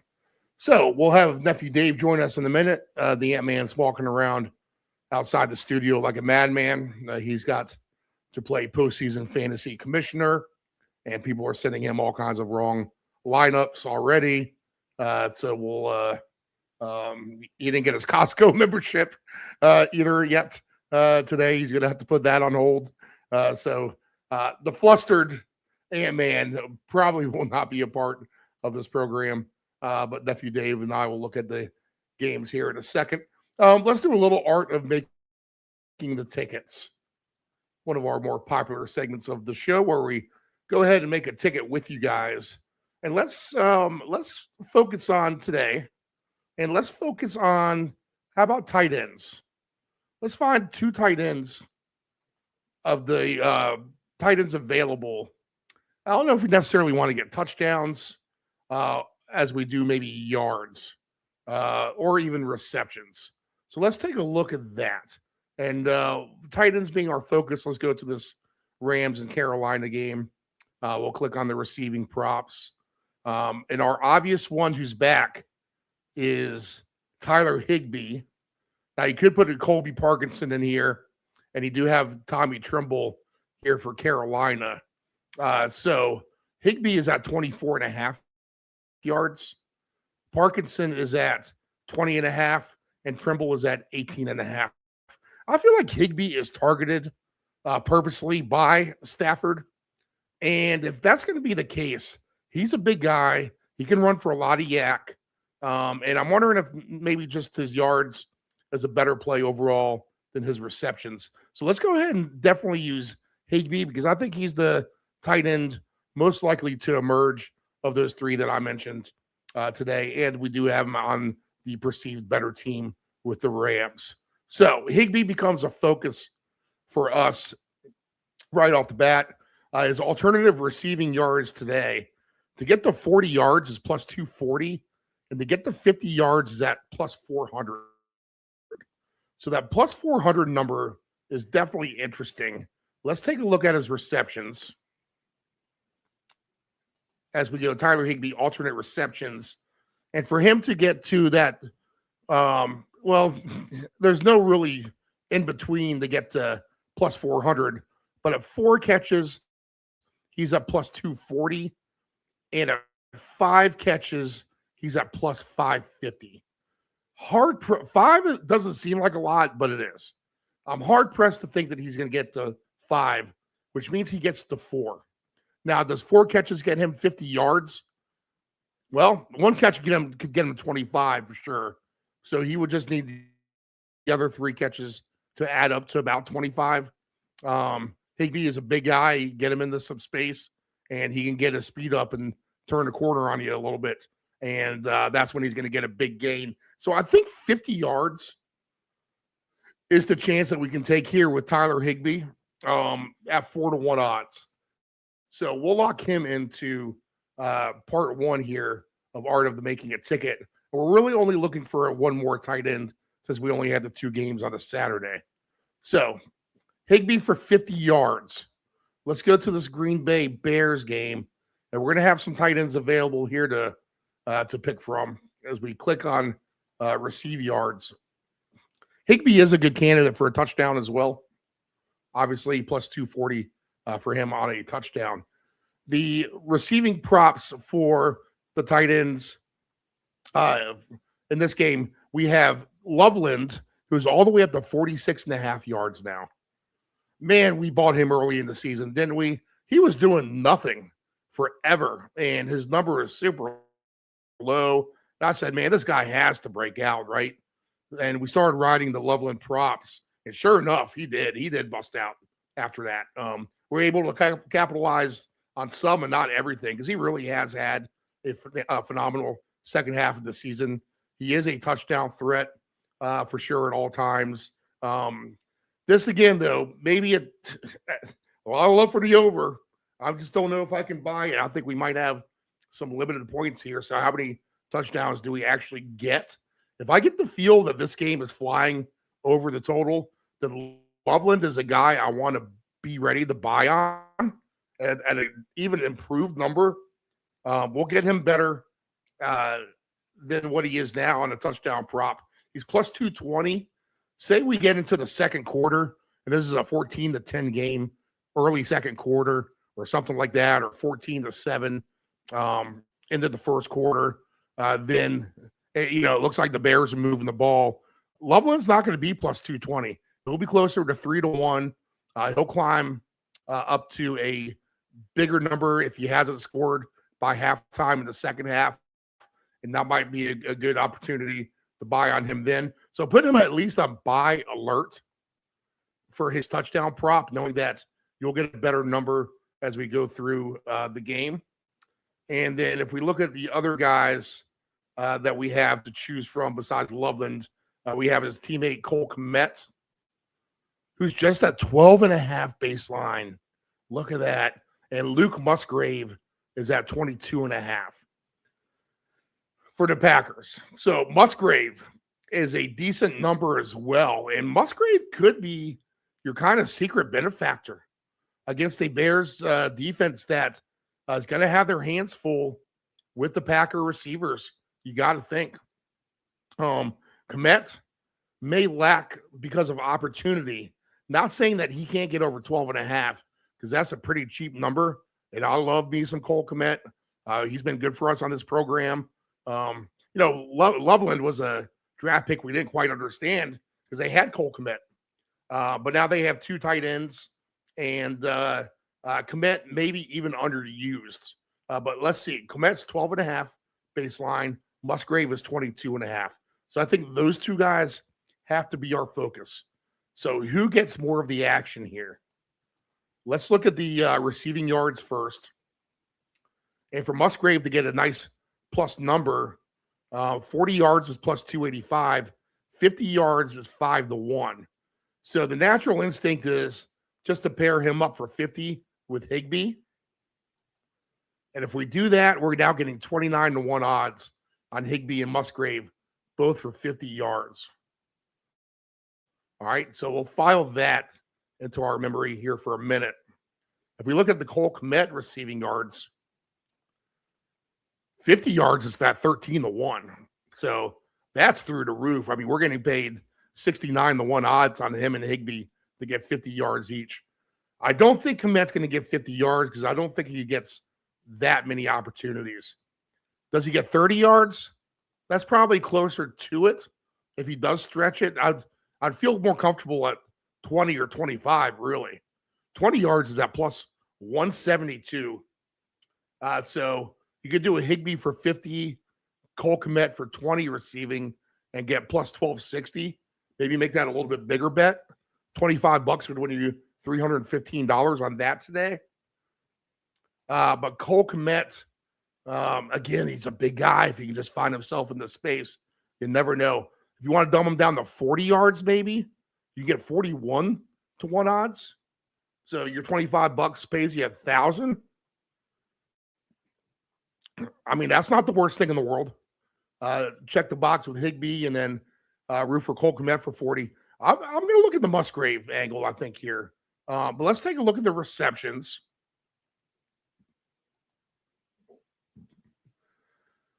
To get a nice big number on Musgrave, 5+ catches at plus 580. I don't think he'll get that many.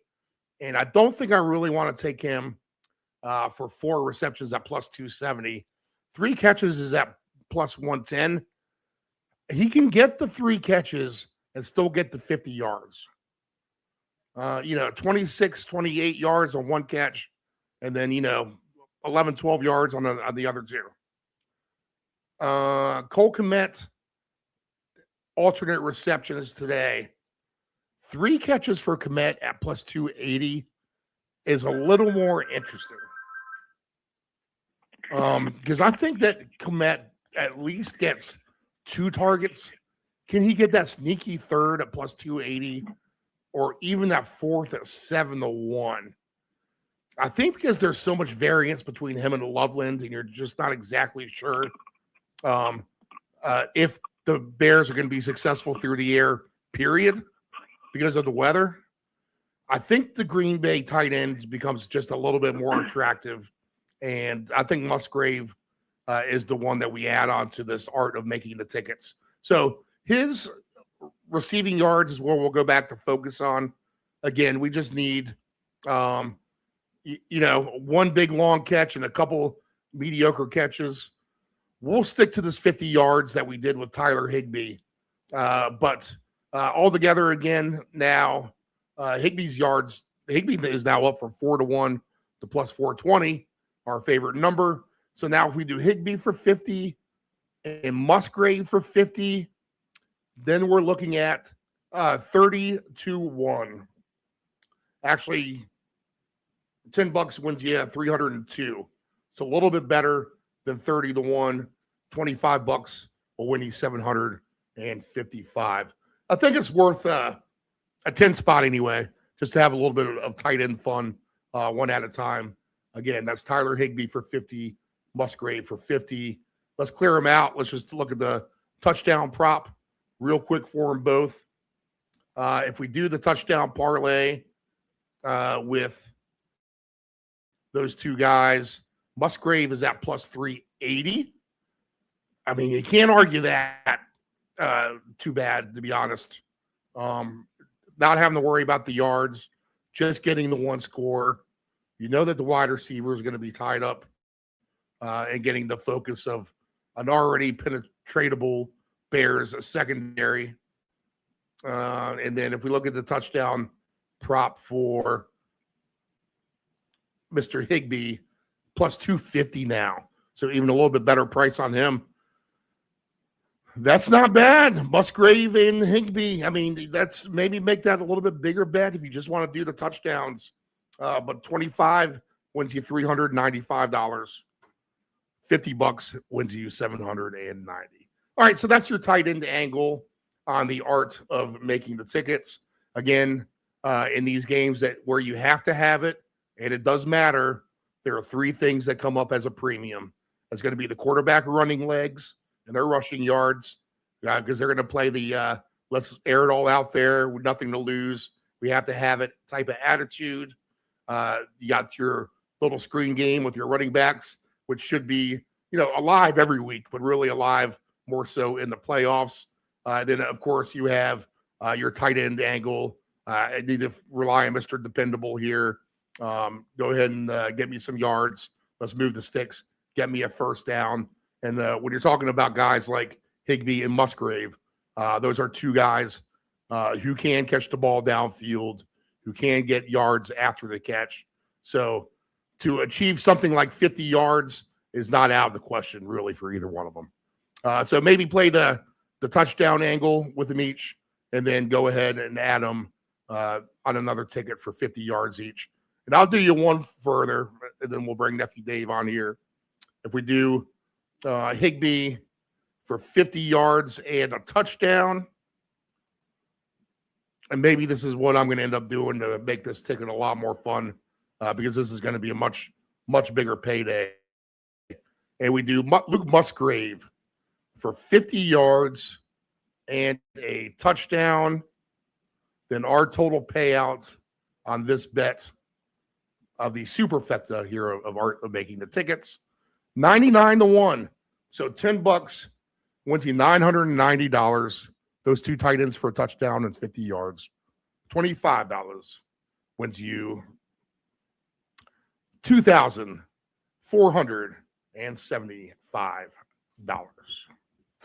Can't hate that. All right, a very happy wild card weekend Saturday to Nephew Dave. Sir, good morning. How are you? Good morning, sir. Excited, Dave?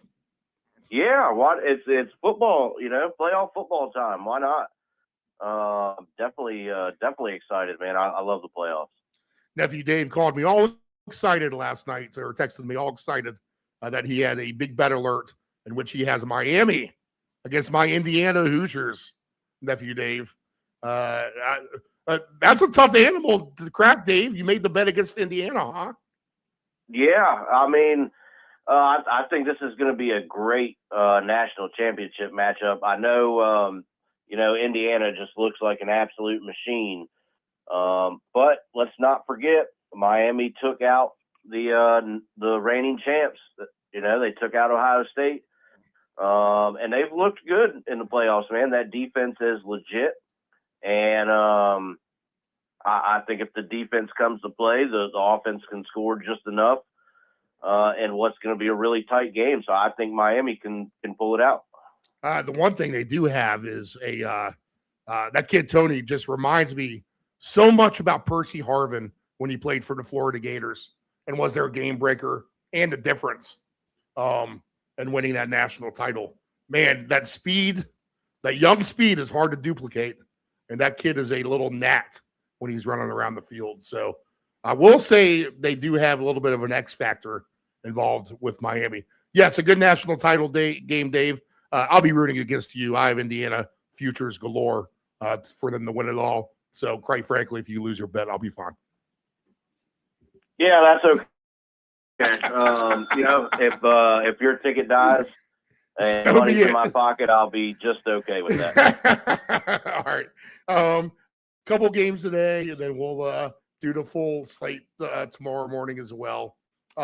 First off, Dave, let's see. Opportunity-wise, scale of 1 to 10. 10, lots of opportunity.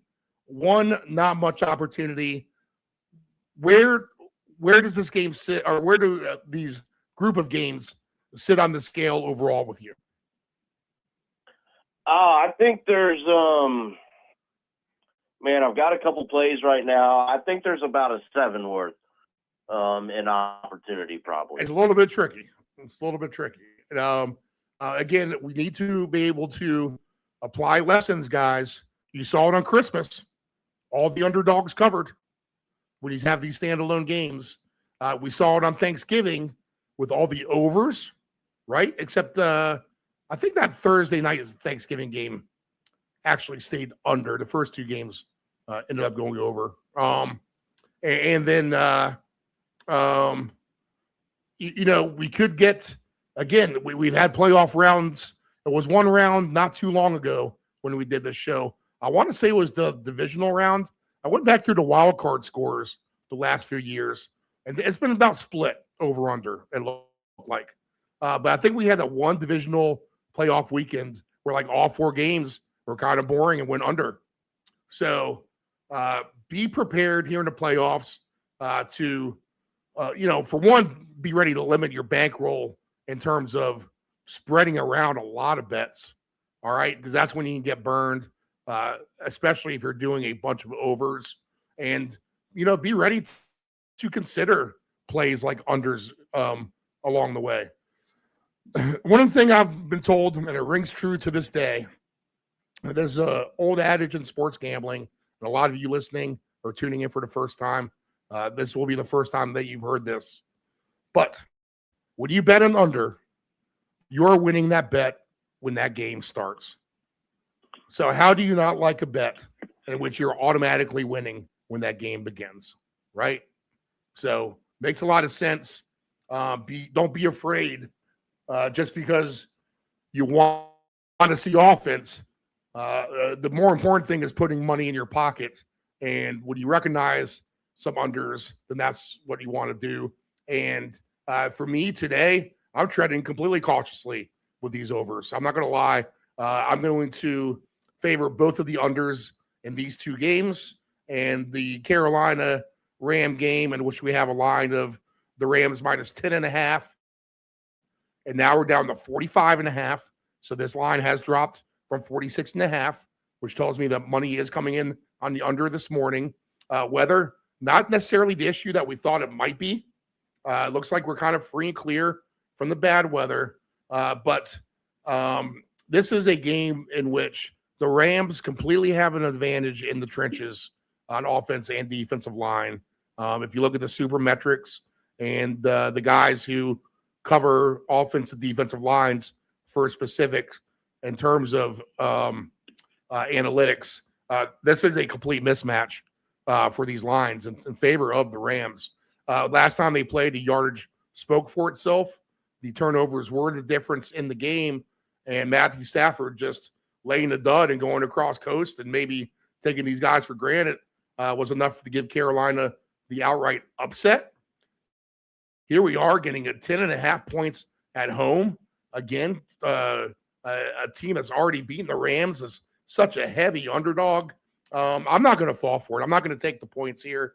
I think the better team and more experienced playoff team are the Rams. The coach has been there and done that. The quarterback has been there and done that.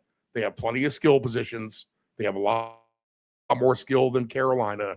Now, if the Rams lose this game, they'll deserve to lose it because they would have shot themselves in the foot big time.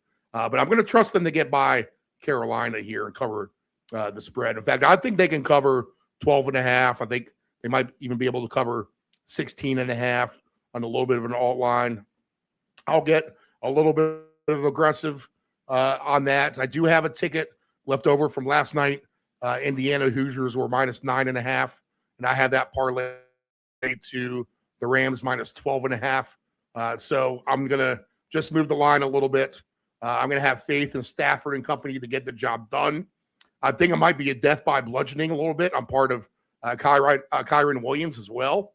I kind of limit the chances for Stafford to kill himself. And when it's time to, strike down the field, that's when he'll do it. I have no doubt Puka might not get his 8 catches or so. Not necessarily a player I want to chase, but if I'm going to have a 2-touchdown ticket of superstars, then it's going to be Puka Nacua. I know Devontae Adams is back, but you got to put him on the trust watch kind of platform. Do I trust him coming off the injury to put up points. You can't say that you can. He still might be somewhat banged up, and that might leave the door open for some other guys. The one guy who's getting, we mentioned Higbee. I mean, he's an obvious touchdown choice at plus 240 today. I think a good sleeper pick is going to be Mumfield at plus 950 now for a touchdown. Ferguson kind of comes to mind as well. He's 7-1. Davis Allen 7-1. One of those guys is going to score between the three. And I just don't doubt that it is just all Rams here. If I have to put a correct score on it, then I think it's going to be like 31-10. This game will stay under the total. I will take the Panthers team total from 16.5. I'll move it to under 17.5. That gives me plenty of safety net. And I think the Rams move on to bigger and better things, and we can spare ourselves any further Carolina Panther football for the rest of the playoffs. So it's the Rams for me. It's a game that will stay under the total, mainly because the Rams will pull the plug in the second half when they need to. I think the Kyren Williams rushing yards is a great play. I put him with my quarterbacks on their rushing yards today, just because and he's up to 68.5 now, which I bought him lower than that. I think I got him at 64.5 because Corum, we just don't know about him either with his injury.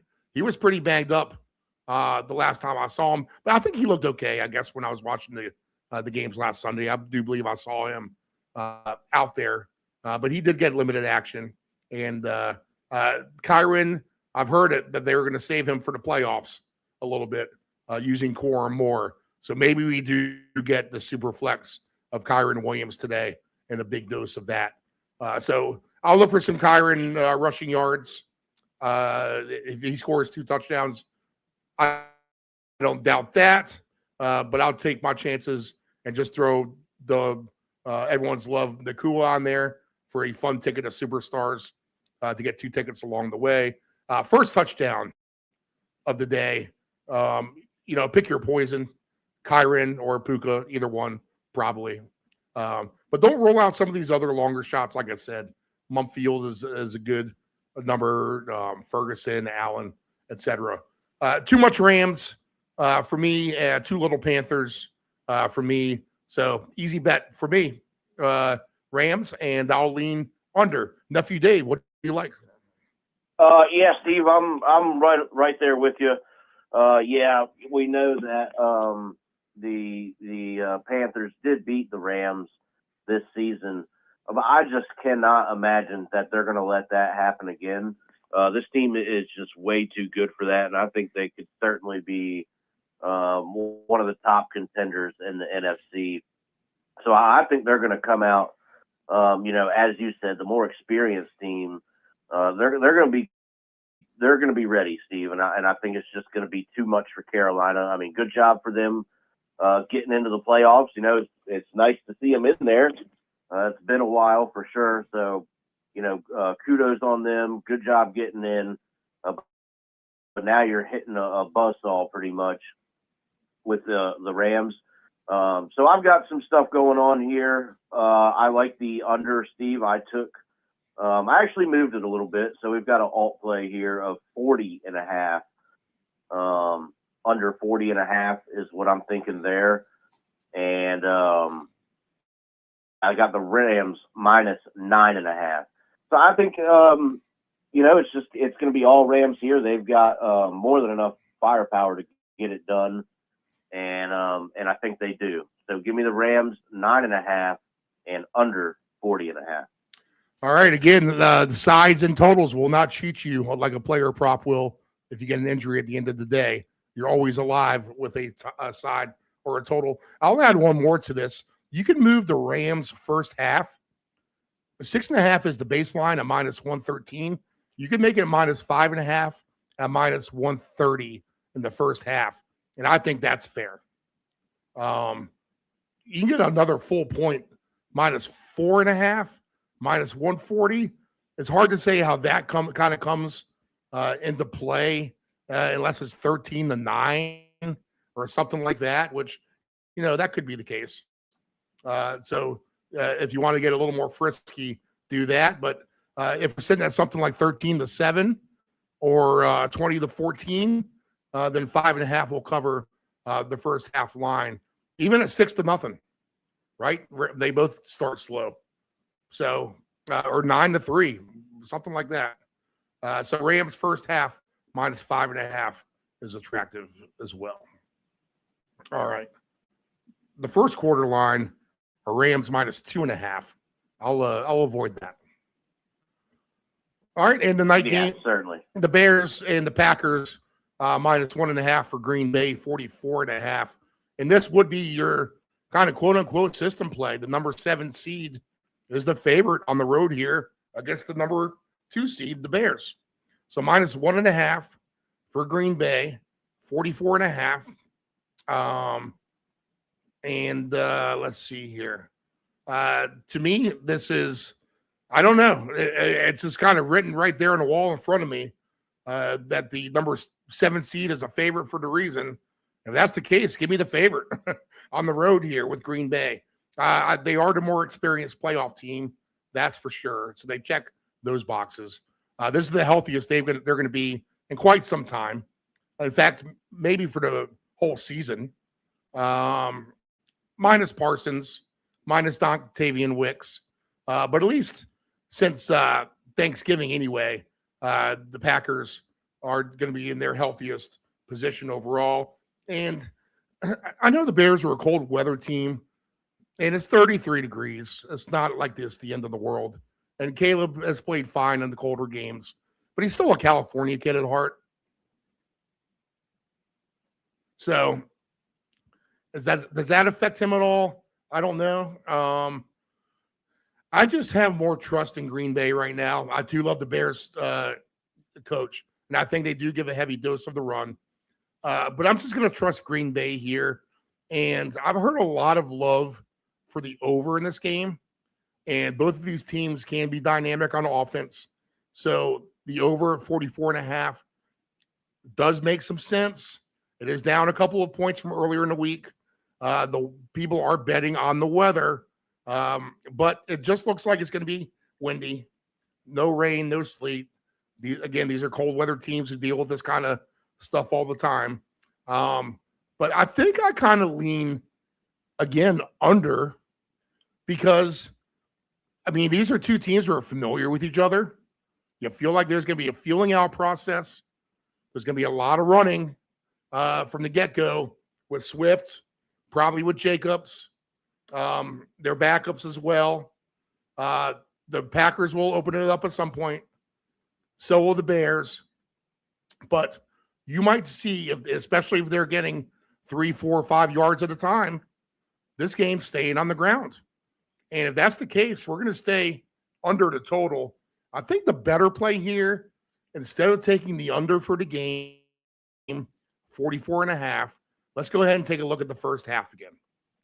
Now, the first half total right now is at 23.5. And it was at 22.5. All right. So this has moved up to 23.5. And you get 23.5 plus 115. I think the thing to do, if you like the under here, is, again, let's move this to under 24.5. Let's see what our price is now. Man, we got to lay minus 186, minus 24.5. But that 1 point is probably worth it at the end of the day if it's 14-10 or whatever the case may be. Trust me, if this game looks like it's going over and you're holding on for dear life, then 24 is going to be your lifeline at the end of the day, maybe, and paying that heavy juice is going to come to pay off. But if you're looking for a double under scenario, under Carolina, 17.5 points, and under Green Bay first half, 24.5 points. Let's get the payout for this. This is going to be more of a bigger bet to win a modest amount. You're not going to get super crazy odds here. But let's see here. Let me plug in this Carolina team for their alternate.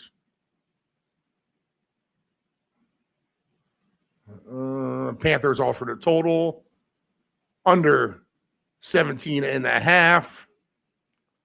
Now minus 142. So look at this. We're moving lines like crazy people here.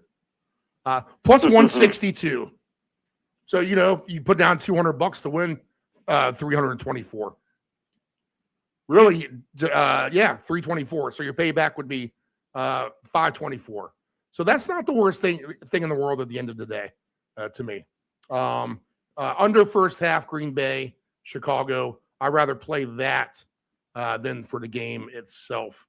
If we're going to look for the prop wise or someone to score here, I know Dave Grande likes the rushing prop for Caleb Williams. I'm going to agree to that. I'll throw him on a ticket with Kyron Williams, as mentioned before. In fact, I'll throw the Panther quarterback on there to get 20 yards also. But the main, it can be any number of characters.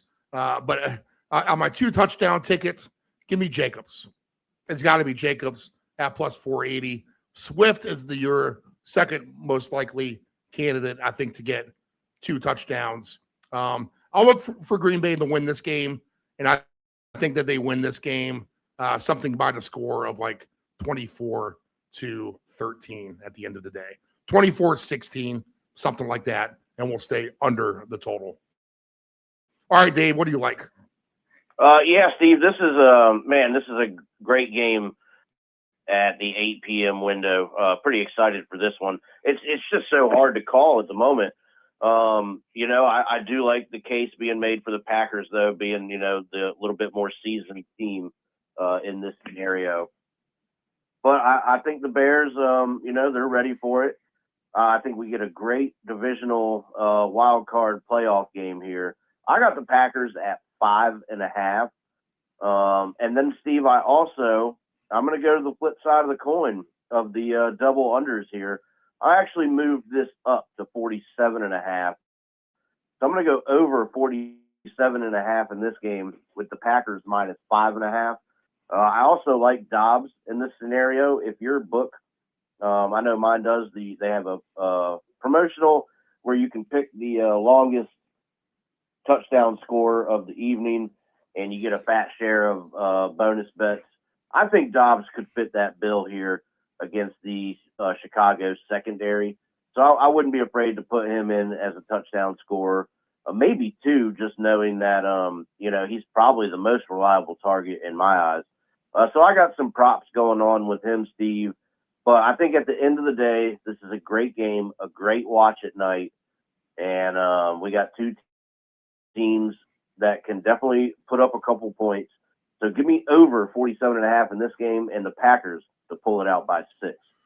All right. Let's go over some wild card specials here. And we'll go ahead and get on out of here. But we have all kinds of things. We have highest scoring game, highest scoring team, lowest scoring game, lowest scoring team, most passing, receiving, and rush yards. And then we have the specials for touchdowns and such as well. So there's one play that I do have up on the board, and that is, this is a long line, Dave, of our touchdown or field goal play that we like to do. But each team to get 1 rushing touchdown is at 125 to 1 odds. What do you think about that? I like it. So that's each team to get 1 rushing touchdown. Some of the other ones are this. A team to score a touchdown in all 6 games is at minus 135.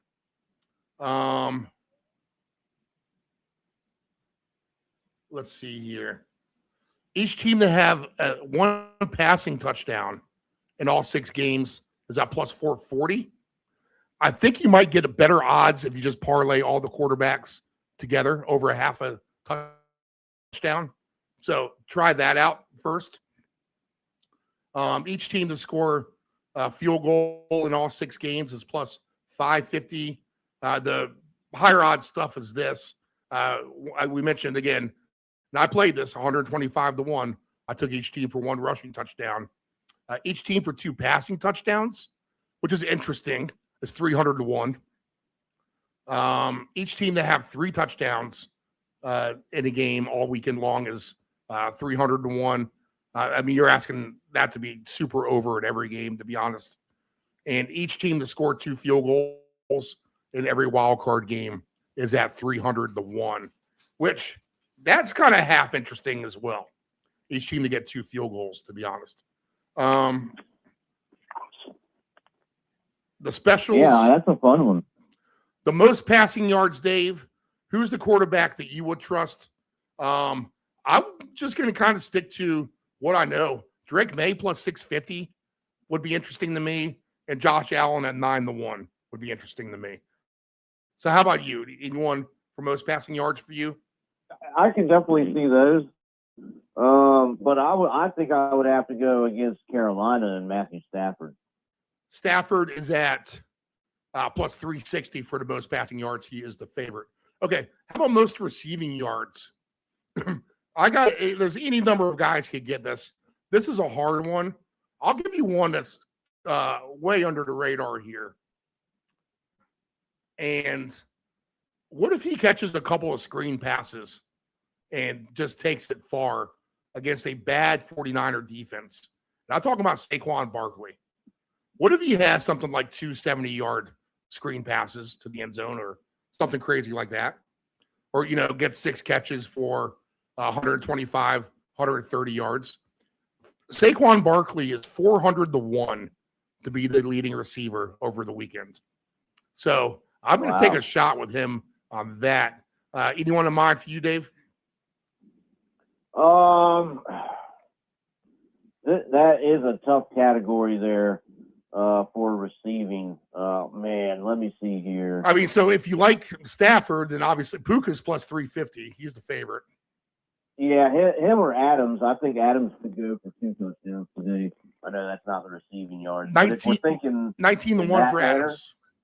Yeah, I would. Give me Adams because I like him to have a nice day. Nice afternoon. All right, 19-1 for Adams. Let's see here. A couple other things we'll look at. Most rushing yards in the wild card round. James Cook is the favorite, plus 480. Then it's Jacobs, Barkley, Etienne, Kyron Williams, McCaffrey, Swift, Travion Henderson, Woody Marks, Jalen Warren, Rico Dowdle, Ramondre Stevenson, 30-1. That's interesting. Yeah. Let's see here. All the quarterbacks are way down the list here. Something tells me that it's going to be Kyron Williams at plus 950. But you like the Rams through the passing game. Man, Stevenson at 30-1 is a nice, interesting pick because he's been getting a lot of carries here. Travion Henderson at 14-1.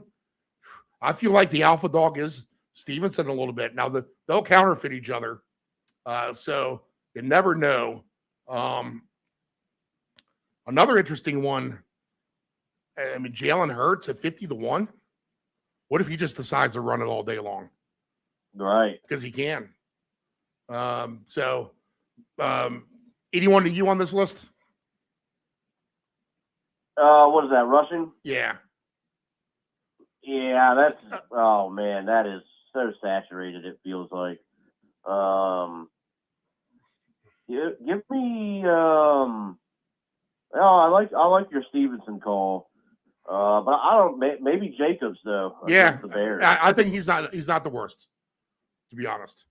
All right, the highest scoring game to you is which one? Buffalo and Jacksonville. All right. I think it might be the Patriots and the Chargers to me. The lowest scoring game to you. Oh, that's no question of that is going to be Houston and Pittsburgh. Buffalo is plus 188 for the highest scoring game. New England and San Diego. Los Angeles is 4-1. Lowest scoring game, plus 182 for Houston and Pittsburgh. You're not even getting super great odds on any of these to be the lowest scoring game. No, not really. Yeah, okay. But I think worth a shot. Best plays of everything we talked about there. Let's take a shot, 125-1 for each running back to get a touchdown in every game.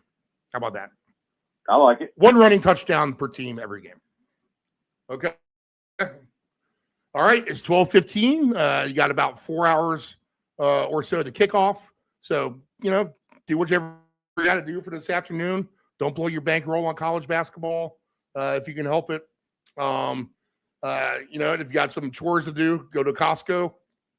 Unlike the Ant-Man, who's upset he's not at Costco, then go ahead and do that.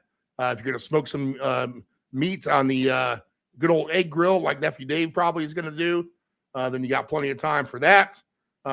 Whatever you're doing, enjoy your Saturday afternoon. Hopefully it's warm wherever you are, like it is for us here in Virginia. We'll get a cold front coming through, but we'll enjoy the 70-degree temperatures on this cloudy day for sure here locally. All right, so plenty of good bets for you. If you need to replay any of this program, you got plenty of time to replay the whole thing as we started right at 10 o'clock. So there you go. 2 games we can discuss for 2 hours and 20 minutes, Dave. That's impressive.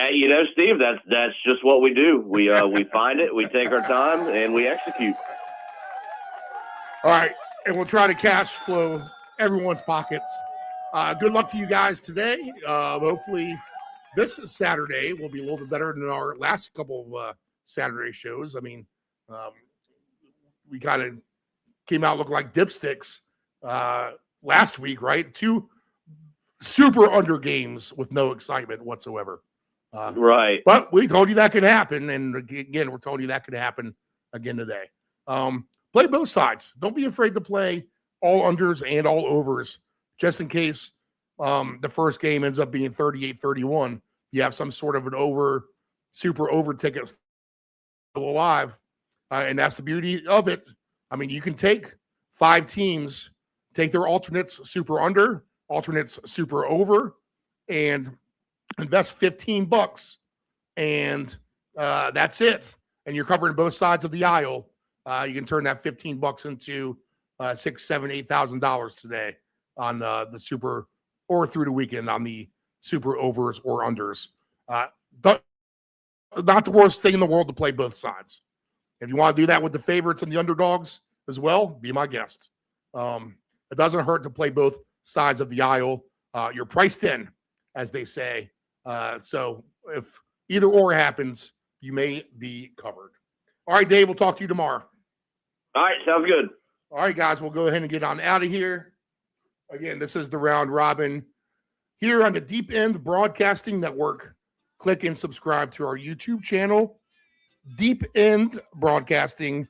That's DEEPEND Broadcasting. I am Stephen Murray, and this concludes part 1 of Wild Card Weekend here in our 4th season of doing this program. Full slate of NHL hockey. Needed to talk to Dave about that maybe.